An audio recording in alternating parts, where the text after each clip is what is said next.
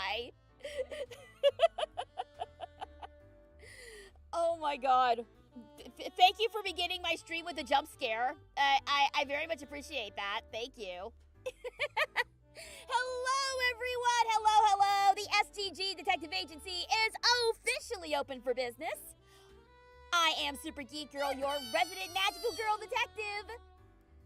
Hope you guys are having a lovely weekend and a lovely Sunday. Happy Gay Lawyer Sunday. Also, happy Father's Day to all the dads out there.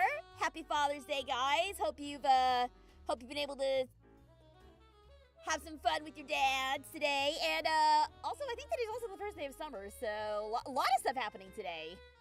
But mostly it's Gay Lawyer Sunday. So, hello, Brayden. Hello, Boots. Hello, Stumpy. Hello, Snack Fan Bob. Hello, Sleepy. Hello, Nocturnus Moth. Hello, Gigster. Myers. Who else is here? Oh goodness, a lot of people. Presto Chain Show, Gigster. Hello. Welcome, everyone. Thank you guys so much for tuning in. Hope you guys are doing well. Are we a magical girl detective or a detective specifically catering to magical girls? No, it's the first one. It's the first one. We are a magical girl who is also a detective. It's like Star Detective Pretty Cure. We are magical. I'm a magical girl, but also a detective. That's what it's like. You can just call me Sabrina now. That's the name I'm trying out. All right, you got it, Sabrina. So yeah. I'm doing all right. Yesterday we celebrated, Super Geek Spouse and I celebrated our 10-year anniversary. It was technically on Thursday, but it's kind of weird when your anniversary lands in the middle of the week and you can't really do anything. So we celebrated yesterday. So we did so by checking out Clue live. Apparently there is a stage production of Clue, as in the old movie Clue with Tim Curry and Madeline Kahn and all those folks. There's a stage version of it now, and it was touring, so we went and checked it out. Absolutely loved it, by the way. It was very, very funny. If you're a fan of the movie, it kind of feels like watching the movie on fast forward. It moves very, very quickly and is somehow even more insane and unhinged than the movie. Though I have to say that's probably because of the actors who did it. I have never seen so much pratfalling and physical comedy on stage before. Like, whoever played Wadsworth, almost spoiled something there, but whoever played Wadsworth, the butler, in this production, oh my god. I thought Tim Curry had some amazing physical comedy. But this guy just took it to a whole nother level. So if the Clue play does come to your part of the country, wherever you are, I highly recommend it. If you're a fan of Clue, go see it. It was a great time. On fast forward, and it's supposed to play slower. You would think, especially because the stage play did have some material that wasn't in the original movie. It was just like a few little character building scenes and stuff like that. It was a pretty direct shot for shot of the movie, but they also added some original stuff in there to differentiate it. The whole denouement scene was completely different, which I thought was really cool. So what they did, for those of you who have seen the original Clue movie, the original Clue movie actually has several different endings. It has like 3 different endings. And what's really fun is during the original theatrical release of Clue, they would send different They would send different endings to different theaters. So one theater got like ending A, where this person is the killer, but then another theater in the same city would get ending B, which has this person as the killer. And it just was, it was so funny. So, they kind of recreated that here because you thought the play was going to end like several different times. You would have a character come up and be like, I know who did it. It was Professor Plum in the hall with the revolver. And then the cops would come in and arrest Professor Plum, and then everything on stage would freeze.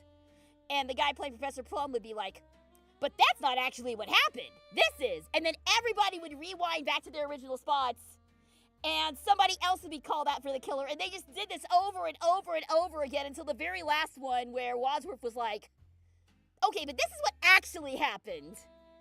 And everybody was just like, just walking, trudging back to their original spots. It was really cute and fun. My favorite ending is the one where Miss Scarlet was the killer. Yeah, that was one of my favorites too. It had the whole back and forth between Miss Scarlet and Wadsworth at the end, with the number of bullets left in the gun, is one of my favorite back and forths in that whole movie. But yeah, minor spoilers for Clue. Those of you who haven't seen it, I will do a watch party for Clue at some point. There's a lot of watch parties that need to occur here in the next few months. Speaking of watch parties, I didn't really get a chance to chat with everybody during the finale. Hello, Toothfish. Good to see you. How are we feeling about that Amazing Digital Circus finale? I saw a couple of you guys responding during the live premiere, but like I said, I wasn't able to respond to everybody individually, as is the case with these watch parties. But what do y'all think? Because I'm still not 100% sure how I feel about it. And I've been seeing the discourse online is not making things any easier for me. I'm getting over a lot of my hang-ups with the finale. Yeah, I'm still unpacking. I'm still unpacking some stuff from the finale. I enjoyed it. I'm glad you enjoyed it. I'm glad you liked it. Overall, I did like it. I will say that. Overall, it was a good ending. Overall, it was an ending, I should say. I don't know about... Honestly, I'm honestly conflicted. Cause like, I feel like it shouldn't have been. I was expecting them to go really dark with the ending and have it be like everybody is trapped forever, and they are still, but they made a good thing out of it, I guess. Made the most of a bad situation, despite losing another one of their friends. It's the whole thing with Jax. We'll just we'll set that aside for now because Jax is a lot to unpack. Hello, Bushmaster. Welcome. Thanks for tuning in. But yeah, there's a lot of really angry, unhappy people online after the Digital Circus finale. At least her actual counterparts aren't trapped. Yeah. I mean, they're not trapped, but then they are also trapped. Like, it is very much... We mentioned this during the watch party, me and Corinne and James. But it is very much a Soma situation. Those of you who are familiar with that game, it is very much that sort of situation. Friends is a very precarious term to use. Yeah. Jax is a character who is going to be the cause of a lot of discussion for many, many years, I feel. A lot of people are going to unpack, are going to be unpacking Jax's story for a long while. Gooseworks said that the story was about finding life in place of stagnation. She said this even before the finale. If she did say that, I completely missed it. But if that was the message that she was trying to convey, then yeah, you did it. You sure did. I don't know.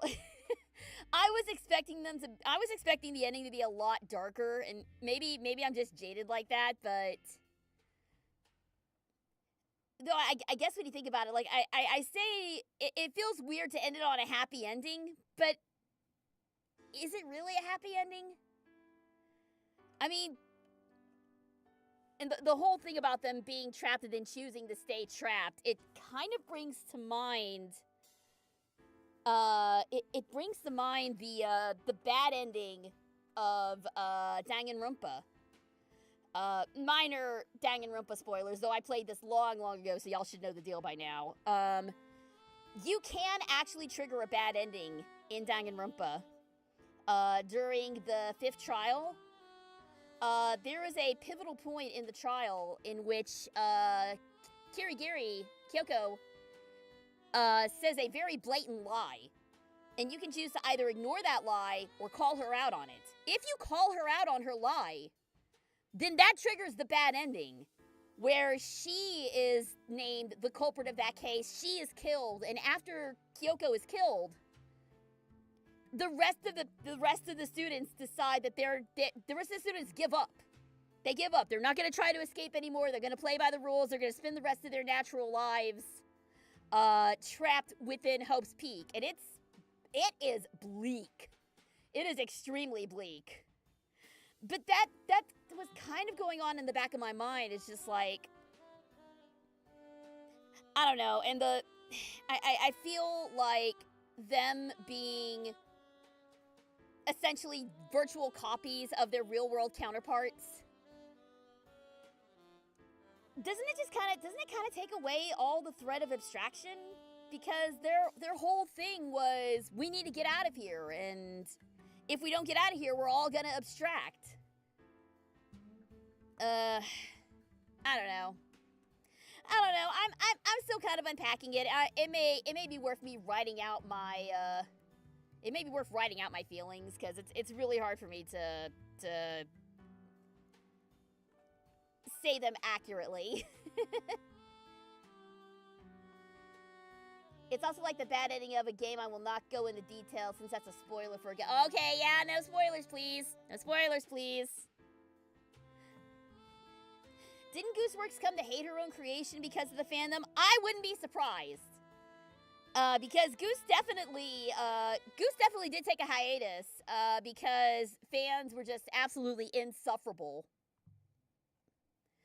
And I don't blame her for stepping away from social media. I would have, if I were in her shoes, I would have done the exact same, and I probably wouldn't have come back myself. Yeah, fan discourse is just, wouldn't bet a huge chunk of these obnoxious fans are Jack stands. Oh, I wouldn't be surprised. I would not be surprised.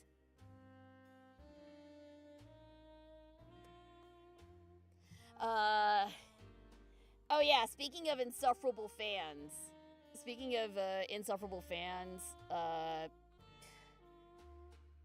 Isn't discourse your favorite part of fandoms?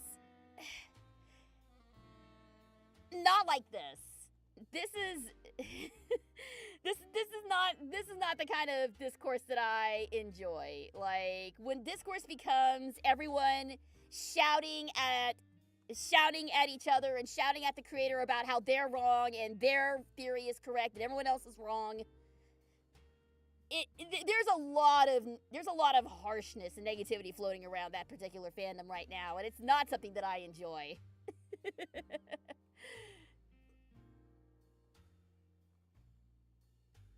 The plus side, though, is Gooseworks recently confirmed something about Jax that was hinted at in the finale. Yeah, that particular. I mean, I think it's out in the open now. If you haven't seen it, go and see it. But yeah, Goose basically confirmed that Jax is in fact trans. So, Also, I will say that Jax ultimately abstracting, that part did actually get spoiled for me before I saw the finale. I wasn't surprised that it happened. I was kind of expecting it to happen. But I did inadvertently get confirmation that yes, that did happen before I saw it. So, oh well. That is a bummer. Huevos Jax. Yeah. Jax is an egg, yeah. They were. And that's a whole other topic as well, cuz like I don't know. It's honestly, I don't know how I feel about having a trans character be one of your. Can you call Jax a villain? I mean, Jax certainly was not a pleasant character. They were not, and I don't think anything that was shown, whether it be their backstory or their identity, as a trans femme, and none of that redeems it. None of that redeems anything that Jax did. Like, I've said this before, and it's something that I wanted to get into during the watch party, but never found an opportunity to say so. But I feel like explaining a character's backstory still does not excuse them. You can explain a villain's backstory, and they can have the most tragic backstory in the world, and it explains perfectly why they are the way they are, why they're doing what they do. But that does not excuse their behavior. That doesn't excuse the harm that they cause. That does not excuse them from the consequences of their actions.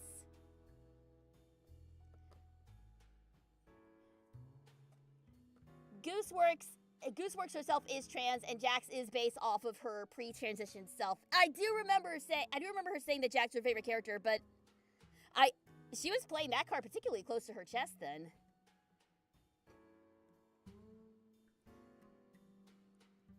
As a trans person, I have my thoughts about having Jax being a villain. Yeah, I am sure you do, and I'm sure you can speak more to this than I ever could.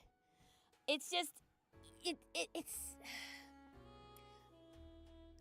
in media. You see a lot, and this is really unfortunate, especially in a lot of murder mysteries. Characters who are revealed as gay or lesbian or trans or something like that, they usually end up dying, and I hate that. I hate that trope so goddamn much. And I feel like it's kind of happened again with Digital Circus, with Jax abstracting.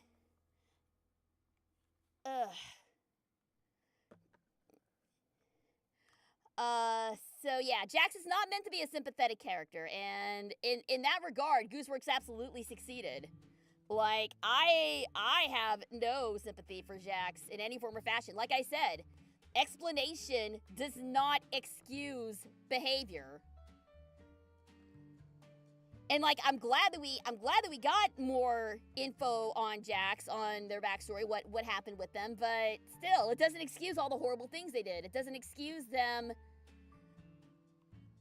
basically being the cause of both of Ribbit abstracting. It doesn't excuse all the horrible treatment of Ragatha and Gangle and Zubul and everybody else in the circus. None of that is excused because of an explanation. And I still firmly believe that. Anyway, yeah, there's still a lot I'm kind of trying to unpack from Digital Circus. Overall, though, like, for a finale, it definitely wrapped things up. It was definitely an ending. I'm not sure it's an ending that I enjoyed, but it was an ending. And yeah, that's the way she wanted to do it, so I will leave it at that. What are some of the things Gooseworks fans have done that would be seen as toxic? They basically the big one is that Gooseworks came out and said that, hey, these two characters are the main characters of the Digital Circus, and everybody dogpiled her for that because they are punks. And yeah, I'm not gonna get into every single horrible thing that the Amazing Digital Circus fandom has done, but it's a pretty vile place to be right now. And yeah, they basically bullied her to the point where she hopped off social media for a while because the harassment was getting to be too much. If you harass the creator of the thing that you love to the point where they leave social media, that's toxic. That's toxic, and you're an asshole for doing so. Ugh. Anyways. Anyways, this is getting me all annoyed and worked up. Not a good mindset for me to be in for Gay Lawyer Sunday. Jax is pitiful. Sometimes when you're finding out your identity, it can be messy. Relationships with people can be messy. And Jax's coping mechanism was being maladaptive. Jax being trans has nothing to do with being a villain. Jax is a cautionary tale of repressing and isolating yourself. Yeah. Much better than I could have put it, Sabrina. Thank you. And I do appreciate your insight into this. Because you're speaking from a perspective that I cannot even begin to speak from. So I really appreciate you chiming in on this. Anyway, let's get off Digital Circus for now. Let's I've said what needed. I've said kind of what I want to say on it at this point. I might go back and bring it back up once my thoughts are better organized and in better order. It's just hard for me to talk about it right now because there's so much that I want to say on it, but I don't quite know how to get it across. So let's table that for now. We may bring it up. Later on. But let's put that to the side for now. So. Let me just quick stretch real quick.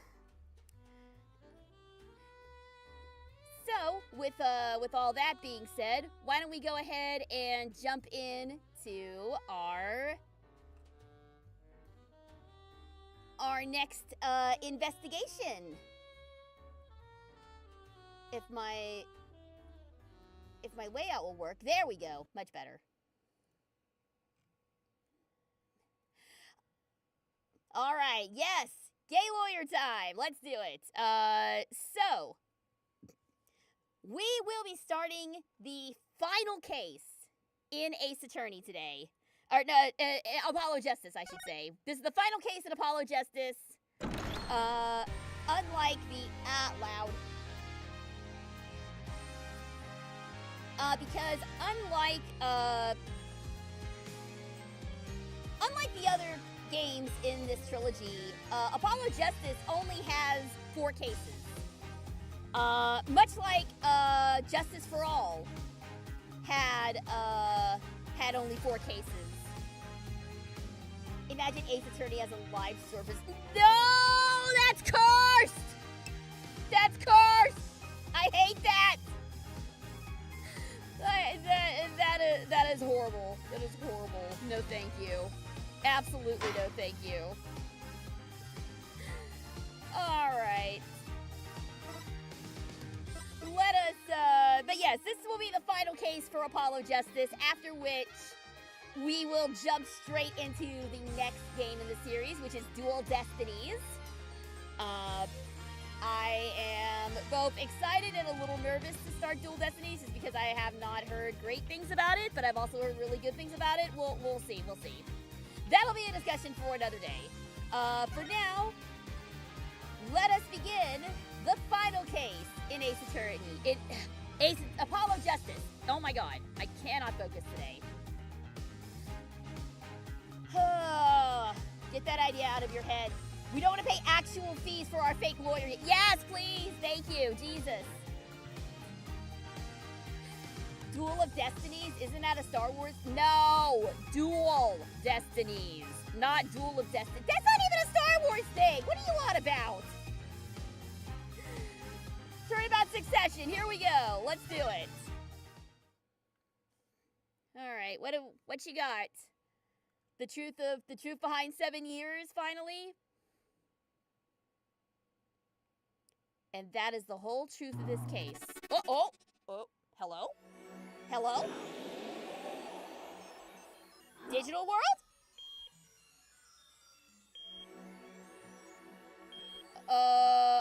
Okay. Okay?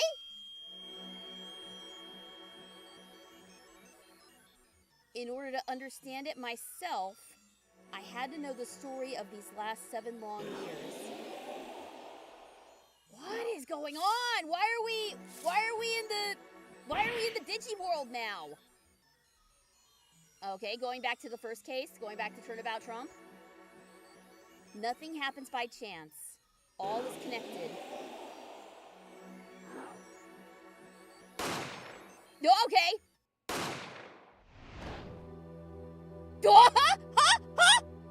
Trucy?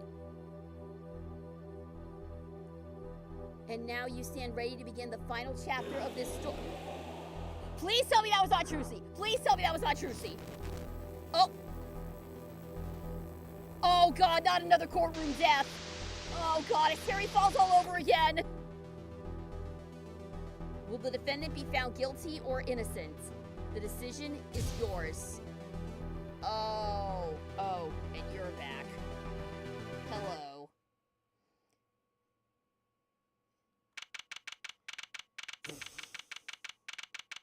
Okay. I am very concerned with this setup. First of all, if anything happens to my daughter, Trucy, I am going to punch this screen. I'm going to punch the monitor. I am going to destroy my computer. If anything happens to my sweet little magic bean, I am going to be extremely upset. Also, but I really can't afford to destroy the computer, but I am going to be extremely upset. All right, October 7th, 10:37 a.m., Write Anything Agency. Here we go, I guess.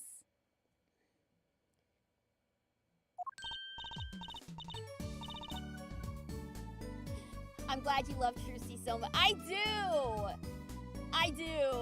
She's so good. Like, I don't know if I like her better than Maya or Kay, for that matter. I don't know if I like her better than that, but as far as a weird girl assistant, she absolutely fits the bill. I mean, she solved cases quicker than Apollo has. Maybe she should have been the real attorney. I still love that what if, though. I still love that what if scenario where Trucy became a lawyer and Apollo became a magician. I love that setup still. So good. Hey, Apollo! Look on TV! Look! Yeah, I'm kind of busy. Whoa, look at that! He's the last Grammy, all right! Amazing! Apollo, you should be watching this! Ow! What? I was writing about our last case in my journal. Lawyers are supposed to write things in records, Apollo, not journals. And why now? That case was 3 months ago. It's a long story. I did a lot, you know. I want to vacuum pack the feel of the moment for later. Don't repress, Apollo. Don't repress. Get it all out, but don't repress, baby. A standalone game where Trucy is the pro tag and works as a magician or an attorney would be fun. That would be interesting. That would be interesting. I like that. Although I wanted to say I thought there was a game out there where you were playing as a magician, but I don't think it's out yet. I saw it I think I saw it on the Xbox Summer Games Fest thing. It was either Xbox or Sony State of Play. I don't remember which one it was. But there is a game coming out where you're actually like playing as a magician who actually makes like a deal with the devil. It's kind of a cool looking game. I'll have to see if I can find it later.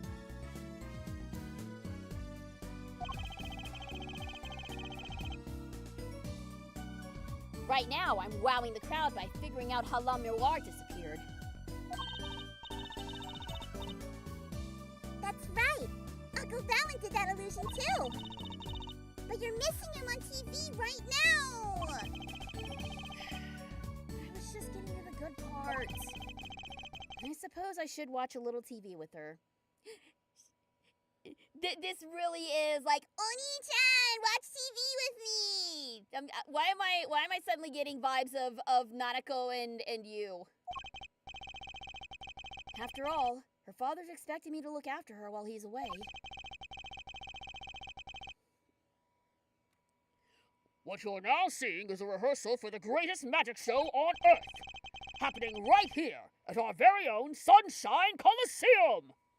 Hey, throwback to Ace Attorney Investigations. We know the name of that place. Wasn't that the same in wasn't that the same place in Investigations? Wasn't that where we ultimately found Sean? Am I remembering that correctly? Or was it like Sunny Park or something like that? I want to say it was Sunshine Coliseum, but I may have to double check that. Someone fact check that for me. The Sunshine Coliseum?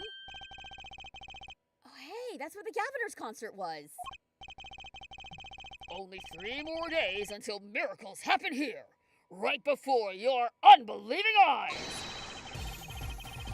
The legendary troupe Grammarnier is performing for the first time in 7 years! That's going to be great! I'm so there! Aren't you a Grammarnier too? You and Daddy are coming too! The legendary Grammarniers. If Trucy's real father was still alive, he'd be on that stage performing miracles. I've got the tickets and everything! Here's yours, Apollo! Alright, ticket to the premiere showing of a grand illusion by the magician Valent Grammarnier. Oh. Alright, so has Phoenix come back? Working hard or hardly? Yeah, there he is! Happy Father's Day to you, sir. Hey, have you been? Hi there, stranger! Not exactly the greeting I'd want to hear from my own kid. Yep, okay. Ow! It was a proper greeting! He's a dad! He's a father! He's a father now! I can say that! There's nothing wrong with it! Though, he has been gone a long time. How goes it, Trucy? Here, I got a present for you. Yay, pudding! I love pudding! Ooh, it's fine fresh! And not just one pudding, but 3 whole cups! I'll have to taste myself. Alright, I'm supposed to be talking in third... Oh, that's alright. Well, I'm beat. Oh, that's right, Daddy. You're on a top secret mission. You gotta take it easy with the secrets, you know. How right you are. So you still can't tell us what your mission is?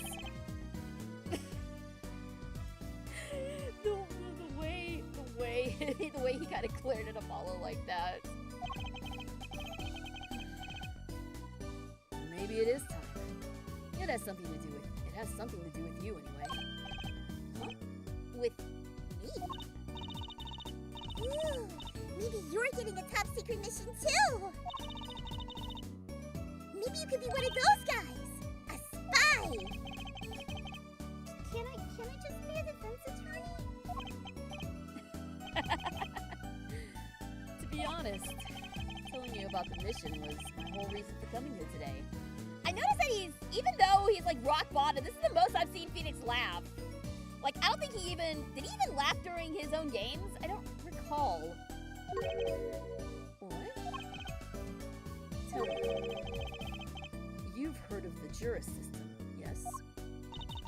The juris system? That's right. The new legal system everyone's talking about. Have you heard of it, Apollo? Huh? Maybe? Okay. Maybe not as many people are talking about it as I thought. The juris system, huh? Alright, well, first things first.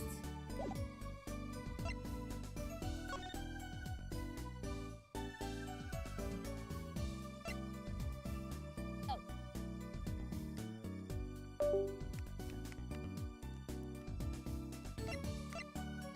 First things first, let me take a closer look at this ticket. They're finally bringing in a court of opinion. You're one case too late. Yeah, a little bit. Are you ready, Apollo? Ready? For what? For what? For the Troop Grand Marnier Grand Magic Show! It's not like I'm getting up on stage or anything. What are you talking about, Apollo? You can't enjoy magic if you're not part of what's going on up on stage. Kissy will lend you a spare costume if you need one. Huh? You mean I can't go in this? No. Doesn't get more straightforward than that. Hello, Autumn. Welcome, welcome. Thanks so much for tuning in. Okay, so nothing out of the ordinary about the tickets thus far. Just wanted to take a look before I started talking. All right, let's talk about the juris system. Let's see what's going on with this. So, Daddy, what's this juris system thing? Well, Trucy, do you know what a jury is? Oh, finally, we're bringing in a jury? After all this time, we're finally just now getting a jury? Kissy's heard of it. Isn't that those people who sit in court in those old courtroom dramas? The ones who get to decide if a guy's innocent or guilty? Do you know, Apollo? Only from TV. It's 12 people chosen from the community, right? So do they not have jury systems in Japan? I mean, this is second nature to us here in the States because we've always had a jury system. As far as I know, like don't quote me on legal history. Please, God, don't quote me on legal history. Well, they're thinking about reviving that system. They're calling the new system the jurist system. No more doing whatever you like, Your Honor. Not quite that harsh. The jurists cooperate with the judge. They help analyze the case from different angles. And there will only be... Oh, that's Apollo 8. Around this time the game was being developed, Japan finally introduced the jury system. 6 lay judges chosen to oversee capital charge case. Interesting. That is... I wonder why it took so long then. Because this game... I mean, the game takes place in 2026, but the game came out, like, much later. It was like 2010 or something that it came out. I'd be interested to know, like, what the what the real life backstory was. Why Japan decided to introduce / bring back a jury system.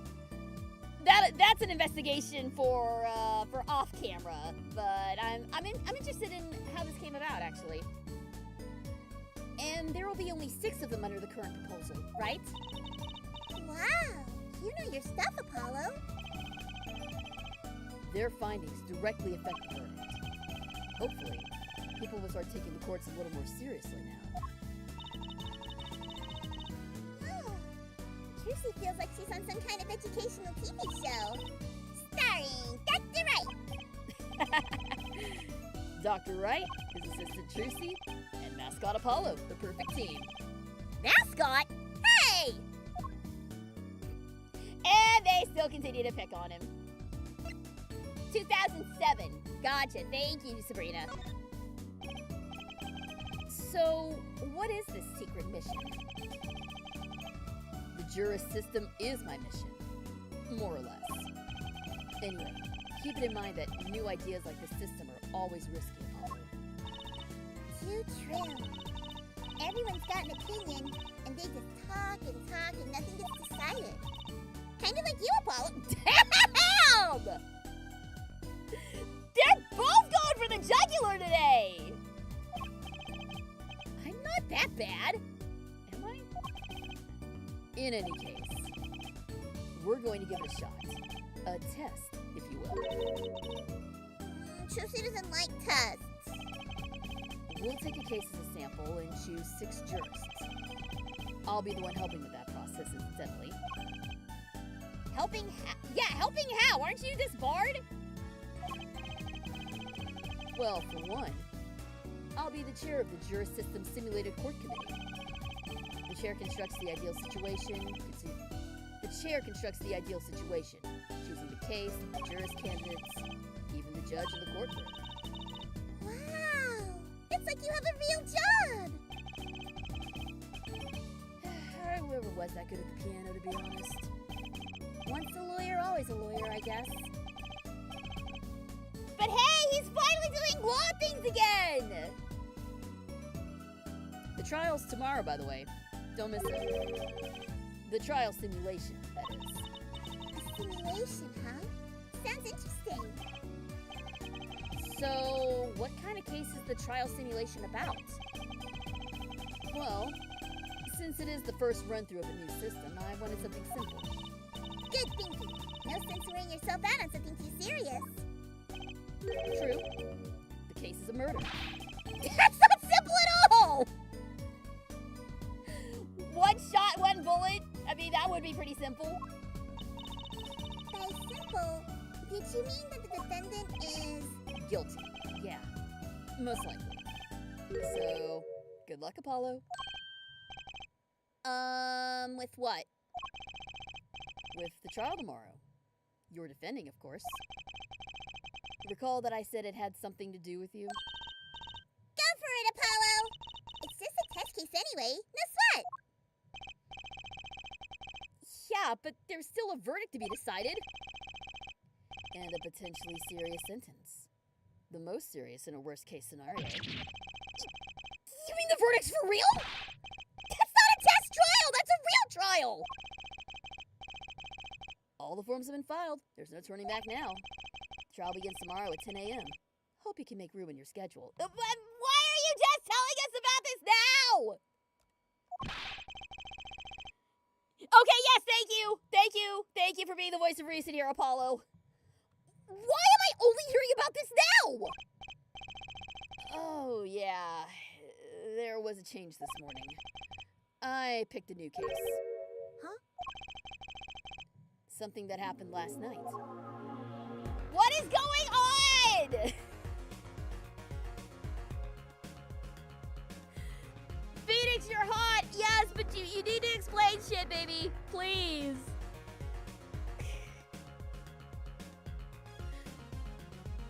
This is like, oh my god. You know what this is reminding me of? This is like throwing Starfleet cadets into the Kobayashi Maru on day 1. That's what this is like. Alright. Val and Grand Marnier.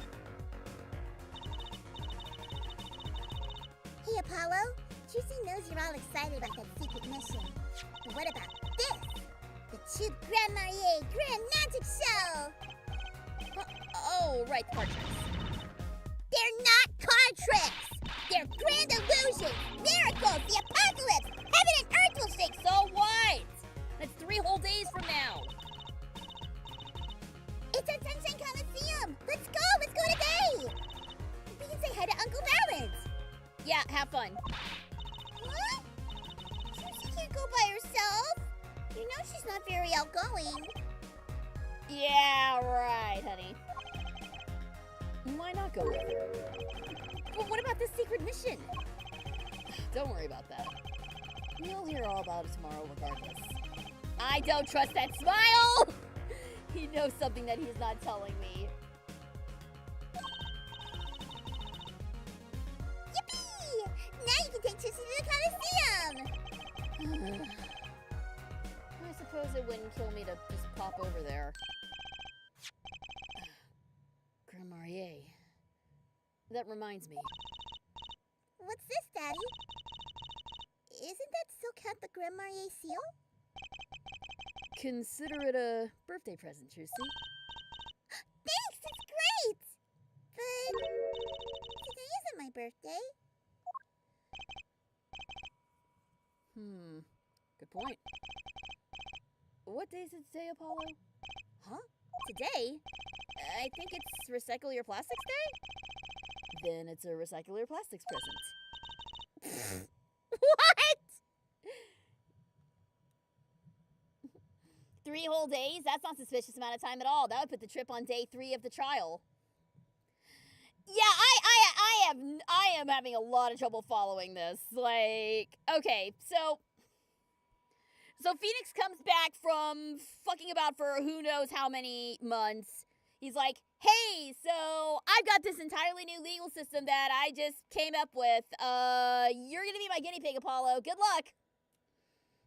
Am I following that correctly? Is that where we are right now? I've given up trying to understand them. It's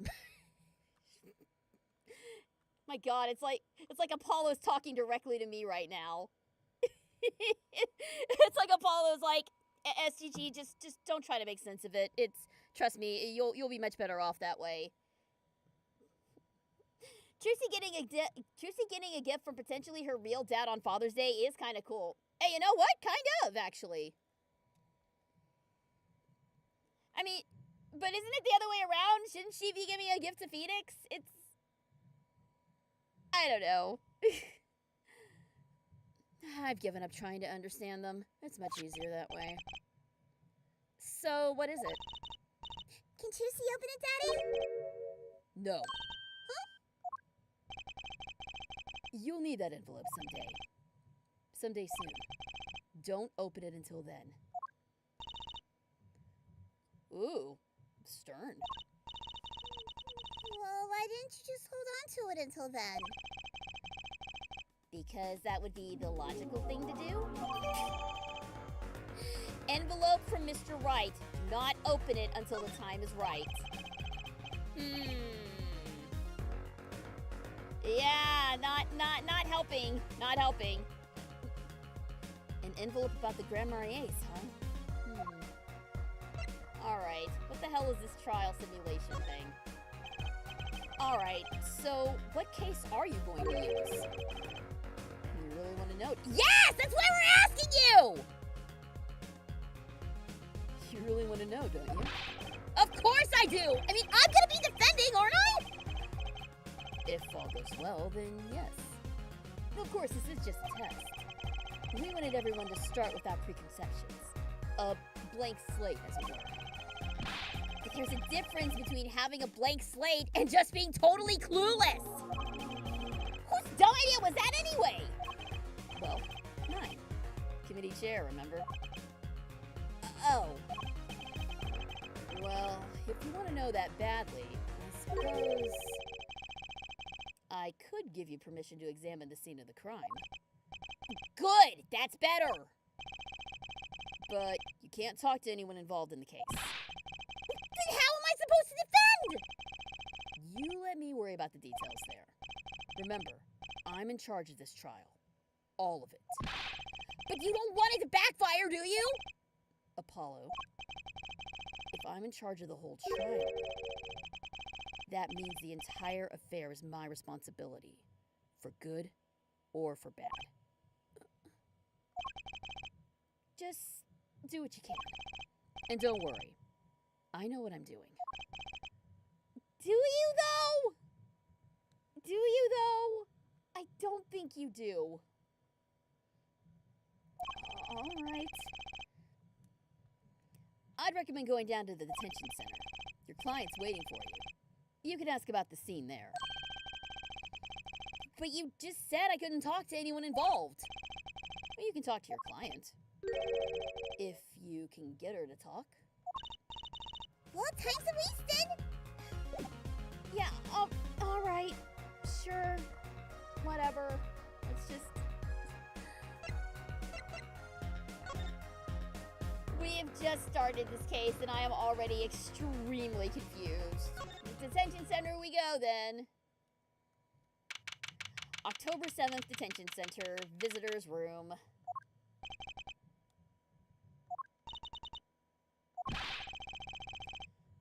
That's 20 minutes we've been waiting here. 20 minutes! Maybe Trucy should complain? Trucy's sure that guard has better things to do than stand there and pretend he doesn't see us! You know the minute we get angry, the client's gonna show up. It always works that way. Oh, like shouting, "Oh, waiter!" and they're standing right behind you? She's just gonna try it. Oh, guard! Is our client going to be much longer? What are you talking about? Haven't you already started the meeting yet? What? Ah! What? Yeah! Where did you come from? Okay, she's creepy. She's very creepy. Uh-oh. And we got a radio voice redeem. All right. Let me, pop it on here for a second.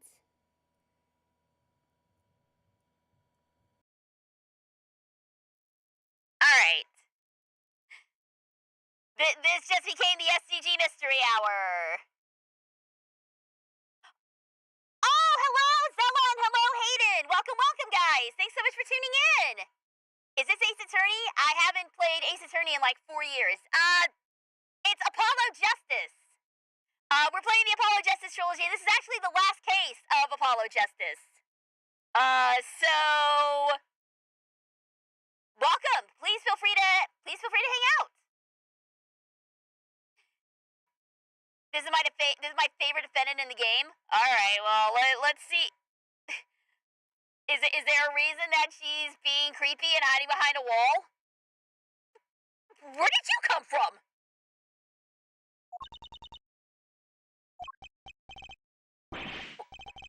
Well, anyway, please have a seat.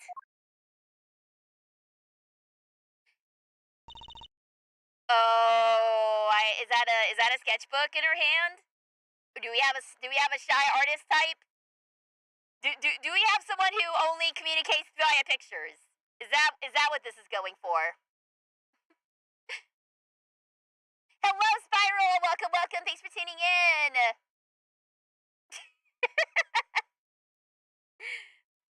That's an excellent Ed and Eddie quote. Where did you come from? They're my parents, Eddie. Man, I love Ed and Eddie. I need to watch that again. Trucy's nervous, Apollo. It's the silence. It builds suspense. Why don't you do something, Trucy? You're a magician, aren't you? That's right. Okay. And out comes Mr. Hat. I'm the amazing Mr. Hat! And she's gone. She passed out! Miss Magic Underwear might have been a better bet. That's magic panties, Apollo. Great, I'd forgotten all about that. Which episode was that quote from? Oh gosh, I can't remember. I've seen so many Ed and Eddie clips out of context that I can't remember which quotes come from where anymore. The silence? This isn't Doctor Who. Silence in the library. Absolutely terrifying. Let's talk. Introductions. Hi. Well, I'm your defense. I really think it has to be fate, you know. And by fate, I mean, destiny. What? Apollo, what is this? What are you talking about now? Did you know I'm good with astrology? Tell me, what's your sign? Juicy can tell you hers if you like, Apollo. Never mind, I just got carried away there. I seem destined to get difficult clients, it seems. Well, how about just giving her your freaking name instead of asking for her sign and being a huge creepazoid? So, what's your name? Oh, right, I'm supposed to introduce myself first. I'm Apollo Justice. And I'm Juicy Wright. Yeah, I know. This is getting nowhere fast.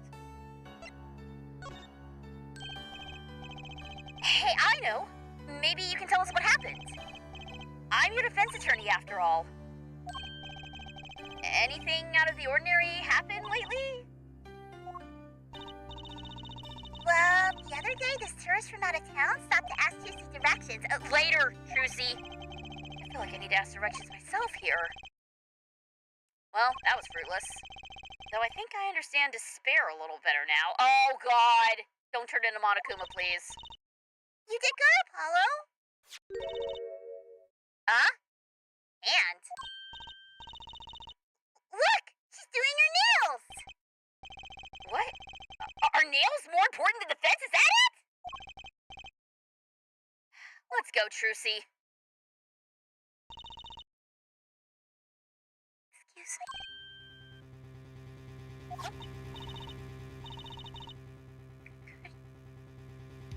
Could you read this? Sure? I feel like a teenager on a first date. This is the love letter we passed from desk to desk at school. Stop looking so wistful and read it, Apollo. It's a business card with a name and an address. The name is Vera Misham. The address is for Drew Studio. Okay, so are you Vera then? And you're giving me this card because... Yeah, okay, she is Vera. Got it. Well, looks like we're finished here. Juicy wonders if Drew Studio is the scene of the crime. Let's go find out.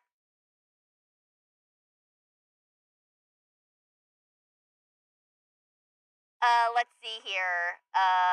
It was from Wish You Were Ed, the first episode of season 3, the one where the Eds recreate Ralph's home village. Oh, that's my horse. It's the That's My Horse episode. I love that episode. It's so fun. My favorite Ed episode is Mission Ed Possible, where Ed and Eddie try to prevent Double D from delivering their report cards. Oh, that's a good one too. I like that one a lot. Oh gosh, what is my favorite Ed and Eddie episode? I have a lot that I like. I can't remember the names of a lot of them.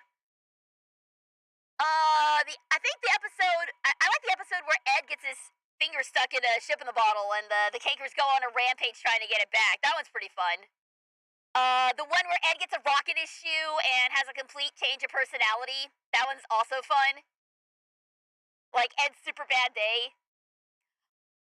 Or the one where he actually becomes a monster. Like Double D like makes a monster costume for him, and he like terrorizes the entire neighborhood. That one is fun. Weirdly enough, a lot of my favorite episodes involve Ed, even though I don't really like Ed all that much. I like Double D a lot more than I like Ed. Yeah, well. 1 + 1 = Ed is not my favorite, but a top 10. It's the stoner episode. Which one was the stoner episode? Was that the boomerang episode where everybody got all goofy with their personalities? Alright, why don't we...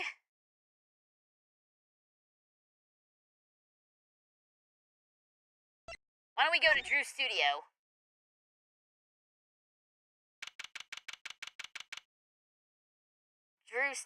Wait a minute! Wasn't this the same... Findy and the Ink Machine. Wasn't that also called Drew Studio? Wasn't that like Joey Drew or some guy, the creator of Bendy? Are we about to dive into the ink machine here? Please don't. I can't. I can't deal with Bendy and the ink machine right now. It's Joey Drew Studio. Oh God, it is actually. It is actually. Oh no. Oh God. All right. Well, if everything goes monochromatic all of a sudden, you'll know why. In this case, Drew is the first name, so no Bendy shit. Okay, thank God. October 7th, Drew Studios. Here we go. Wow. This looks like... It looks like a studio. It's like life imitating art. Or maybe it's the other way around. But the tape on the ground there, it's a bit jarring. Yeah. Looks like we found our crime scene. Apollo, look at all those paintings. Hey, don't touch those. It's okay. Jesse's just looking. Okay. Abstract. Pufferfish. Each?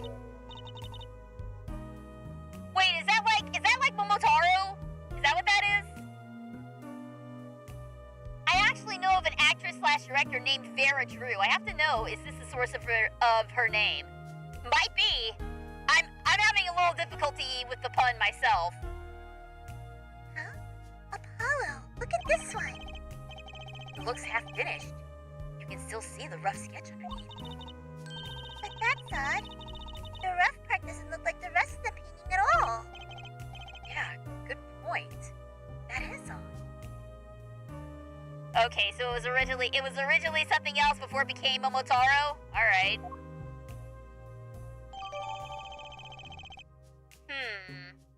Landscape obtained at Drew Studio, only half finished. The rough sketch is still visible. All the paintings have a really different style, too. Oh. Who now? Hey! Hi, Emma! Emma! Long time no see! Oh? Seems like I run into you far too often. I'll bet I know why you're here, too. You know about the trial simulation tomorrow? I've heard about it, sure. So, Mr. Wright chose you, huh? We don't even know what the case is about. Well, he was killed. The artist who owns the studio, that is. Mr. Drew Measham. What happened to his eyes? Did his eyes get gouged out? Was that the cause of death? You're having difficulty about finding the pun about an artist named Drew? I mean, okay, I get it. Drew, he's an artist, but usually the entire name is a pun. I don't get the Measham part. Obviously, I get the Drew part, but I don't get the Measham part. Also, 10 minutes to bit up. Okay, thank you. All right, back to normal voice. Thank you very much for the reading, Sleepy. There we go. Maybe he's a sham artist? Drew Measham? Possibly. That could work, actually. Measham. And his daughter was put under arrest. Yeah, we just saw her at the detention center. It was funny, though. She seemed more like a victim than the kind of person who could commit murder. You don't say. Not even by poisoning? That's how it was done, you know. Poisoning's a common way to get the job done when the murderer is a woman. That is a direct Poirot quote. That's from Cards on the Table. The freaking Shaytana says the same thing. Poison is usually a woman's weapon. Which, yeah, that's hella sexist. Guys can poison just as easily as like we've seen it in this franchise. Glenn turnabout recipe, whatever, in Trials and Tribulations. Dude was poisoned by Furio Tigre. Like, it's not just a women's weapon. Guys can do it too. We've just seen it. Also, yeah, it is sexist, but low-key, have you ever seen those poison rings? Those, like, really chunky rings that you open it up and there's a little space in there for, like, a little bit of powder or poison or something. I low-key really want one of those rings because I think they're really cool. I'm not planning anything nefarious, I promise. I think it was also a thing said in the Mysterious Affair at Styles about poison being a woman's weapon. I remember Cards on the Table, but Styles may have brought it up too. Unfortunately, STD, they're called... okay. They're called, that's something that... Something that's not PC to say anymore. I'm just gonna call them poison rings. Just to avoid trouble. Anyway, Mr. Wright told me you'd be coming. Feel free to take a look around. I'll just be over here with my snackoos. We can't talk to anyone related to the case this time around. Which means we better find out as much as we can here at the scene. Or else. Okay, but can we still talk to you, Emma? Can we talk to you at least? So, this, Drew Misham was some kind of an artist? Apparently. Did a lot of illustrations for books, I hear. Had a lot of female fans, too, for what it's worth. Oh? Well, Tissy guesses his stuff is kinda pretty.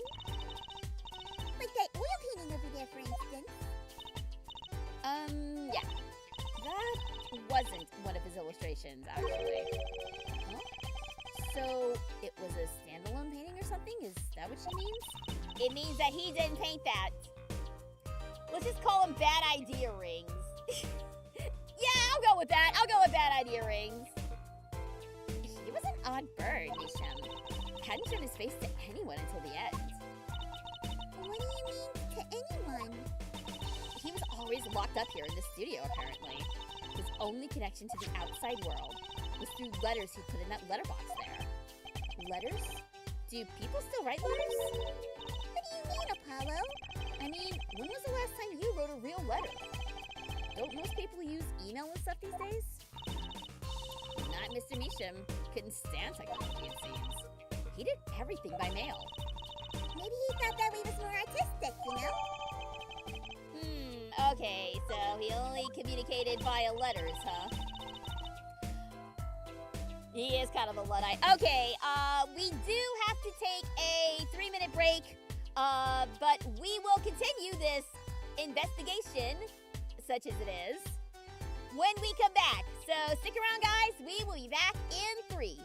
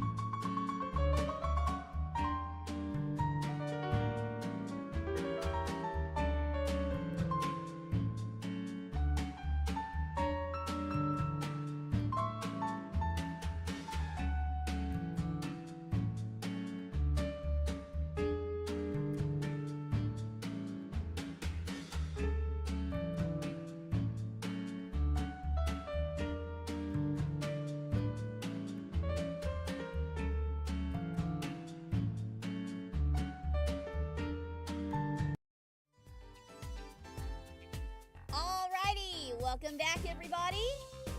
Thanks for sticking around during the break. Let us continue this case that may or may not have actually happened. Unclear. Let's continue on and see what we can discover about this Drew Measham. In any case, the only person besides him allowed in here was his daughter, Vera. Oh, you mean the killer? The suspect, please. We took some fingerprints, of course. A room with Mr. Measham and Vera, Basically? Actually, last night, Mr. Measham gave an interview to a reporter for the first time. It happened during the interview, apparently. His first interview ever? Could you tell us a bit more about what happened the night of the murder? Yeah, we're not supposed to be talking to anybody involved in the case, and yet Emma is here giving us all the information we could possibly want. Thanks, Emma, you're a real bro! So, this woman, Vera, she's Mr. Measham's daughter, right? Yep, a real sickly girl, ever since she was little. Hardly ever went outside. She did kind of give off a withdrawn sort of aura. She was homeschooled by her father, apparently. It was quite a scene when they took her to the detention center. She was screaming about how she'd die if they took her outside. She was screaming and yet she was completely silent when we talked to her? That does sound like a scene. In the end, she agreed to leave if she was allowed her good luck charm for company. Her good luck charm? Apparently, she has this charm that magically gives her the courage to go outside. When can I ever get a normal client? It's like Arnold in the Magic School Bus. Why can't we ever go on a normal field trip? Why can't I get a normal client like any other? With Mr. Wright? No way! But why would a shut-in daughter kill her own dad? Don't look at me. So about the poison. It was found to be in his coffee, right? No, not precisely. Not precisely? What does that mean? It means see for yourself, I think. Okay. Night of the crime. Like I said, last night was the first time someone from the outside came into the studio. I guess mysterious painters who never go outside make for good articles. And it just so happened that he died the night of his first interview. At around 9 p.m. every night, Vera always made him a cup of coffee. Last night, he drank his usual coffee and suddenly became violently ill. And died? She poisoned him on the night of his interview? Wouldn't the reporter see it? He wasn't near Mr. Measham when she brought her father his coffee. He was checking out some equipment in the back of the room. Supposedly, that's why she didn't notice he was there. It was the reporter who called the police, in fact. Wait, but why is she the suspect? If anyone's suspicious, it's the reporter. Yet the reporter never got near Mr. Measham's coffee. Even Vera acknowledges that. Regardless, I want to know more about this reporter. Well, I guess we'll have to find out more later. Alright, let's take a look around here.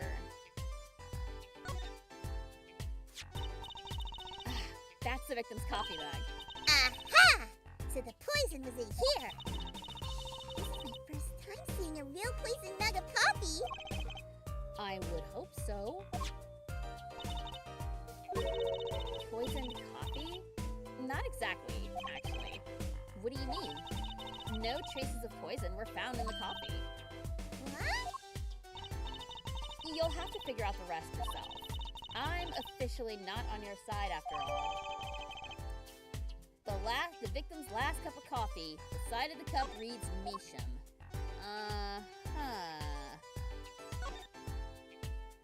Oh yeah, there's a whole bunch of stuff over there that I'm not gonna check out quite yet. Let's take a closer look at that coffee cup.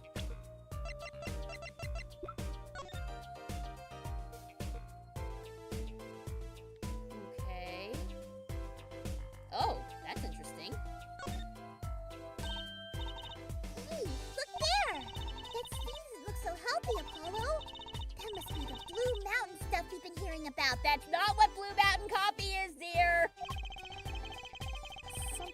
tells me that even Blue Mountain coffee isn't this bad.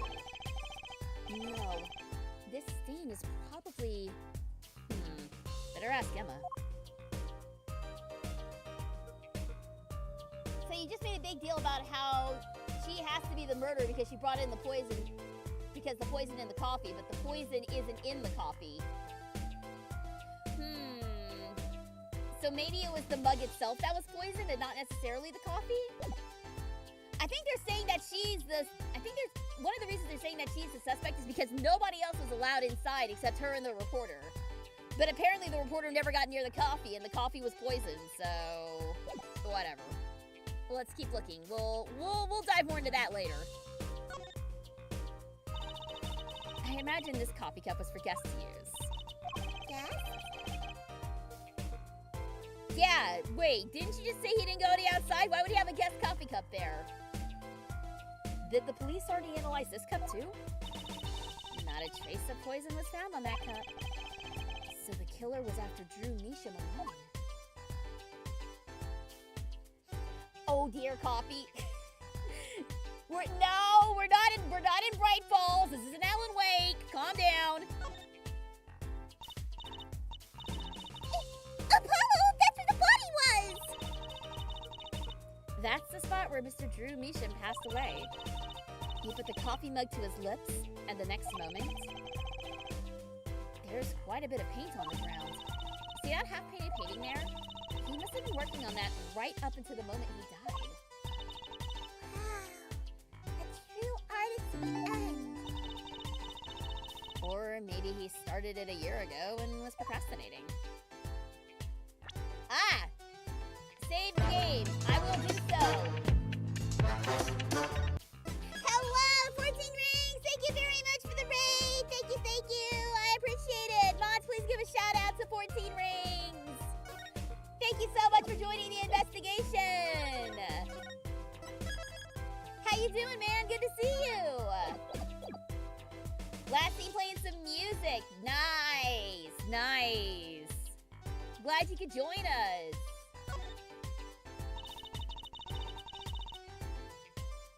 Juicy wouldn't mind taking a closer look at those paintings. Juicy just loves oils. You know how they're so thick? Is that the word?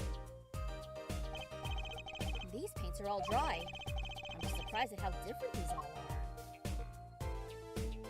Yeah. And what's going on with this half-finished one? It must have been a work in progress. You can still see the rough sketch below. That's what's so weird. The sketch part doesn't really fit the finished part. I noticed. That is weird. I was making music on FL Studio Mobile, wanted to test how streaming through the Twitch app itself would work. Oh, dope! Ugh, sorry, I was taking a drink of water. Cool. Seems to have worked well.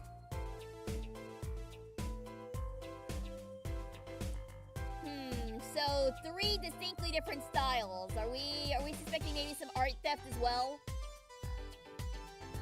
Somebody brought up Mataram AI earlier. It could be that sort of thing.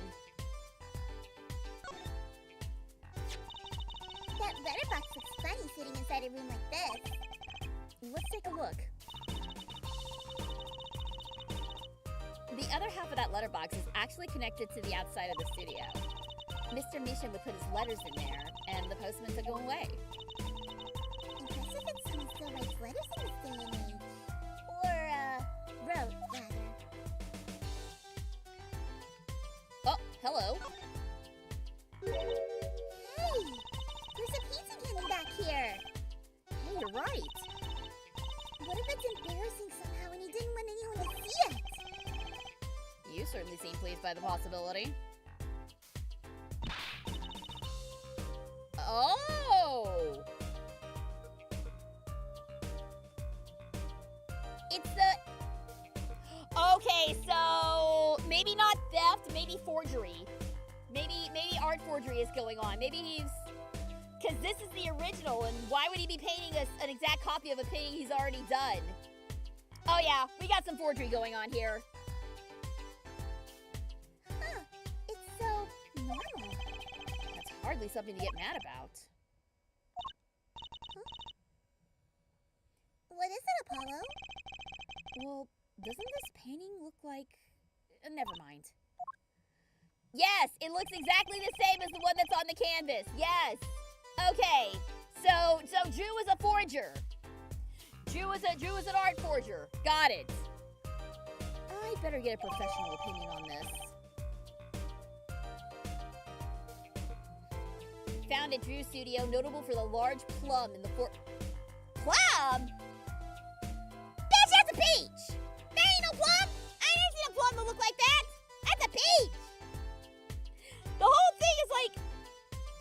I could have sworn it was a Momotaro reference, but maybe people don't know what Momotaro is in the States and they decided to dumb it down for their idiot American audience. But that's a peach! Don't tell me that's no plum! Don't piss on my head and tell me that it's raining! That's a peach! That's 100% a peach! I know my peaches from my plums! Anyway, let's take a look here. Let's take a closer look at this desk here. Whoa. Zoom in. No clues here. Hey, Apollo, what's this feather thingy?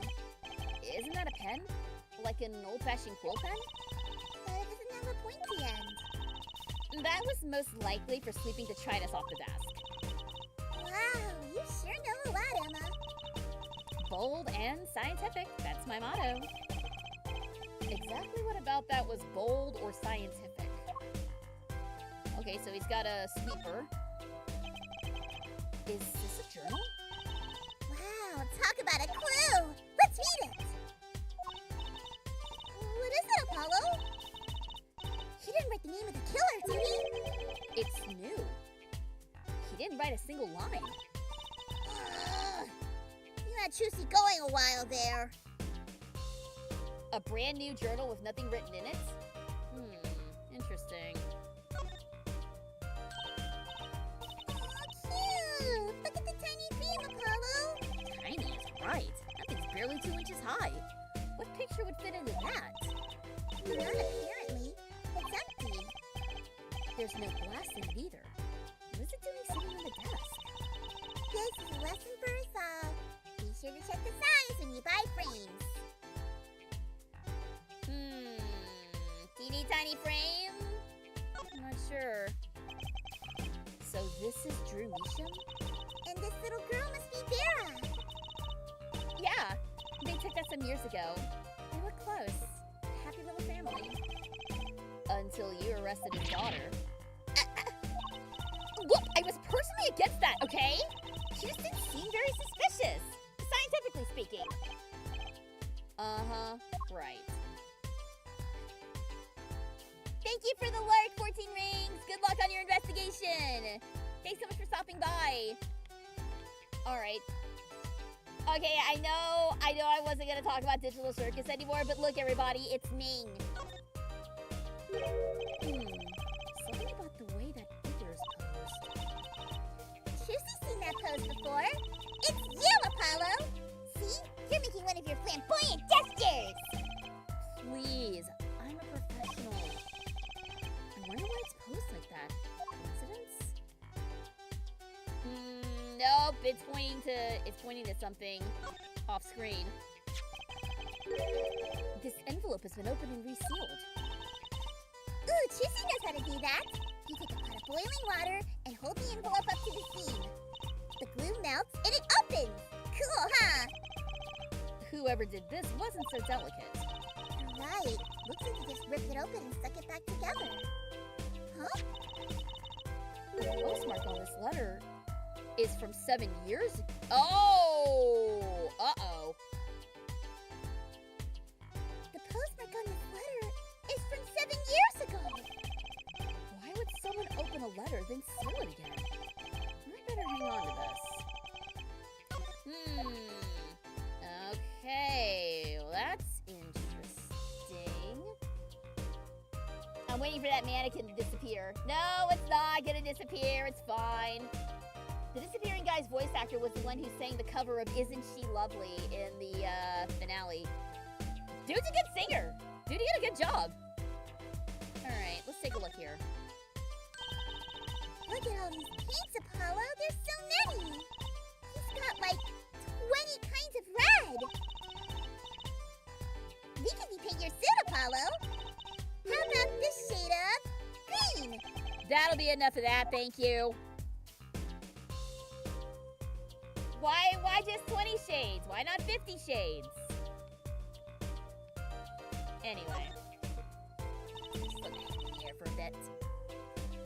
What is all this equipment here for? It doesn't look very artistic, really. He had everything from a lathe to a laser cutter. It looks like he was ready to work on metals and wood, too. Though his equipment's a bit old, to tell the truth. Why would a painter need all this?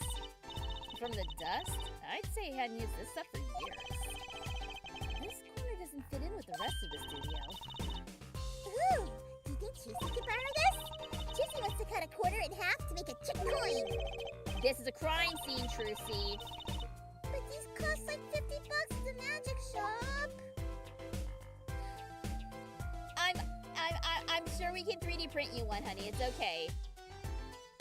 3D printers probably weren't even a concept back then when this game came out, but in 2026 they absolutely are a thing now. It would be funny. Is this just for painting, Apollo? That would be a drafting table. Drafting? Basically, it's a tool for making precise diagrams. Wow. Painting's harder than Chusey thought. Why would a painter need a drafting table? Was he an architect as well? I mean, I have a drafting table. Although my husband is commandeered it for his mini painting, but they're great all-purpose tables. Let's see, is there anything else? Alright, I don't think so. Alright.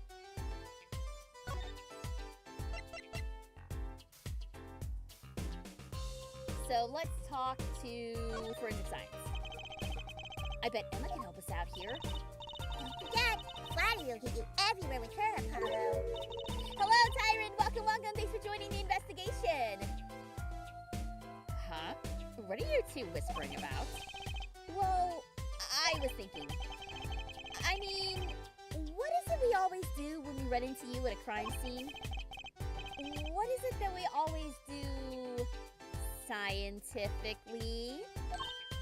Oh, you know me too well. Okay. Okay, meaning we can get scientific now? Oh, I suppose. Just this once. Bring me anything you find suspicious, and we'll check it out. Well, I've got something suspicious for you, hun. How about this? It's time to do science! Emma, about this mug.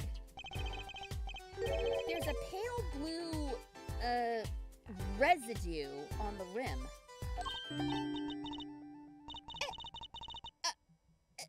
That? Yeah, well, it's just a rumor, but I've heard there's a kind of coffee called Blue Mountain. I'm pretty sure it isn't actually blue, Emma. How many times are you gonna do this joke? Ow! Yes, hi, hello, thank you. Thank you for the vlog, I appreciate it. She blinded me with science. That is such a good song for Emma, though, to be real. Right. Okay, you got me. That's left over from my testing spray.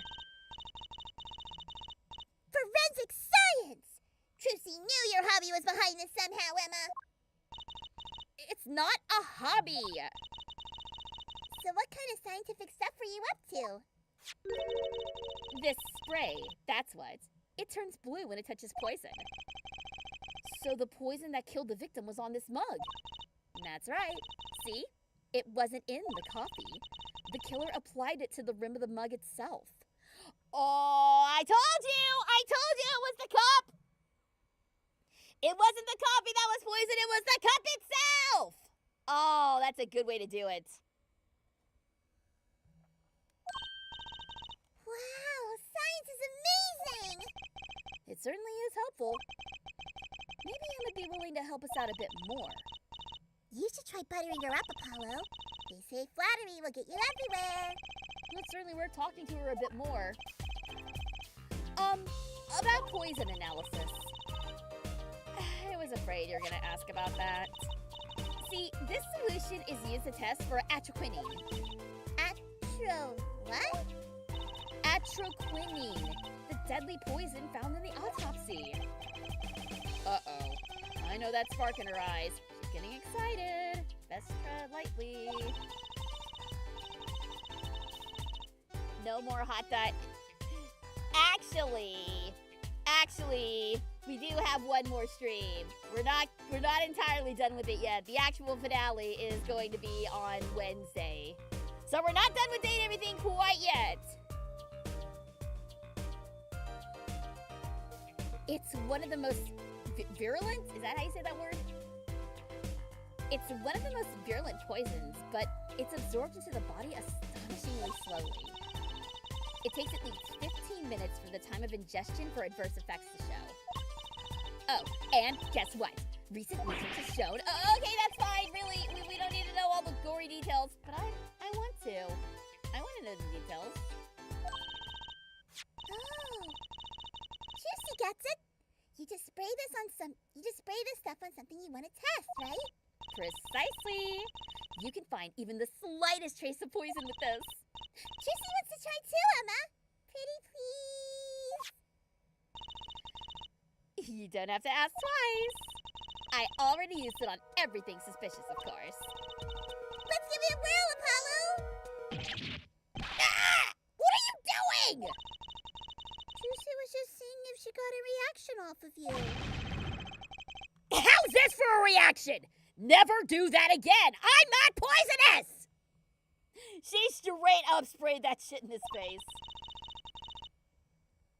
We'll tell that to those hapless witnesses on the stand. Let's just get down to checking for real poison, shall we?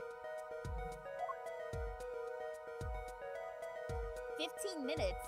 Then she couldn't have poisoned it. He died right when he drank from it. The poison transferred from his mouth to the cup. Good catch! That's a good catch. So maybe it was something else that killed him, maybe. Alright. Spray. Let's spray here. No.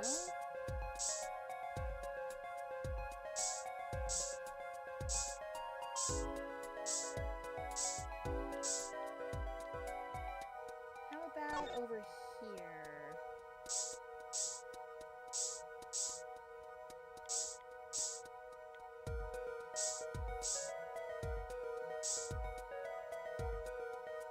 I'm not finding anything. Am I spraying in the wrong place?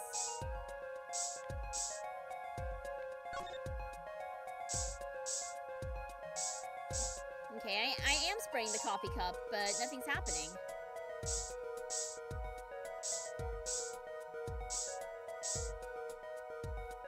Am I supposed to hold it down?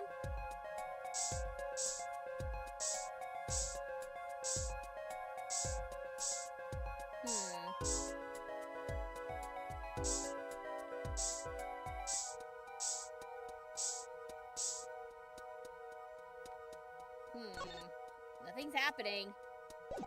Too bad. No reaction there. I'm sure Emma checked all the likely spots. Wait a second. What is it, Apollo?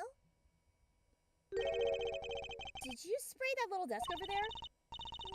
Trixie doesn't think so. The spray probably can't reach that far, you know? Let's check it out, just to be sure. Ah, here we go. Here we go. We had to give up and then not give up. Okay. Oh. The tiny photo frame? What? Ah! A reaction, Apollo! Where? The inside of that cute little frame, look! Oh, would you look at that? Nice going, Trucy. Juicy is known to work magic.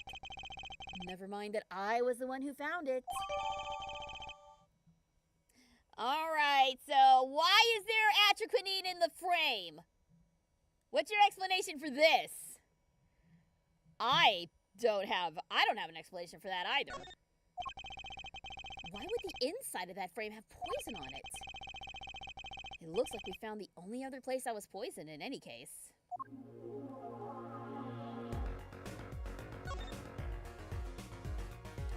Alright.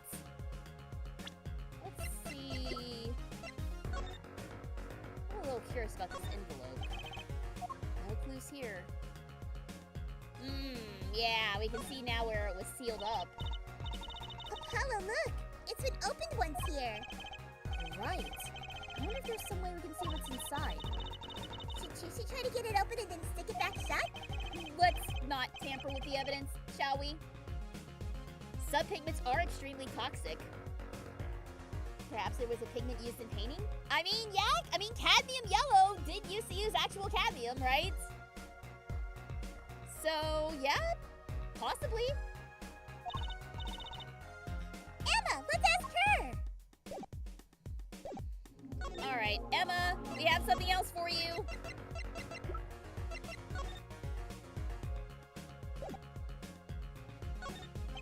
Emma, about this. Oh, that.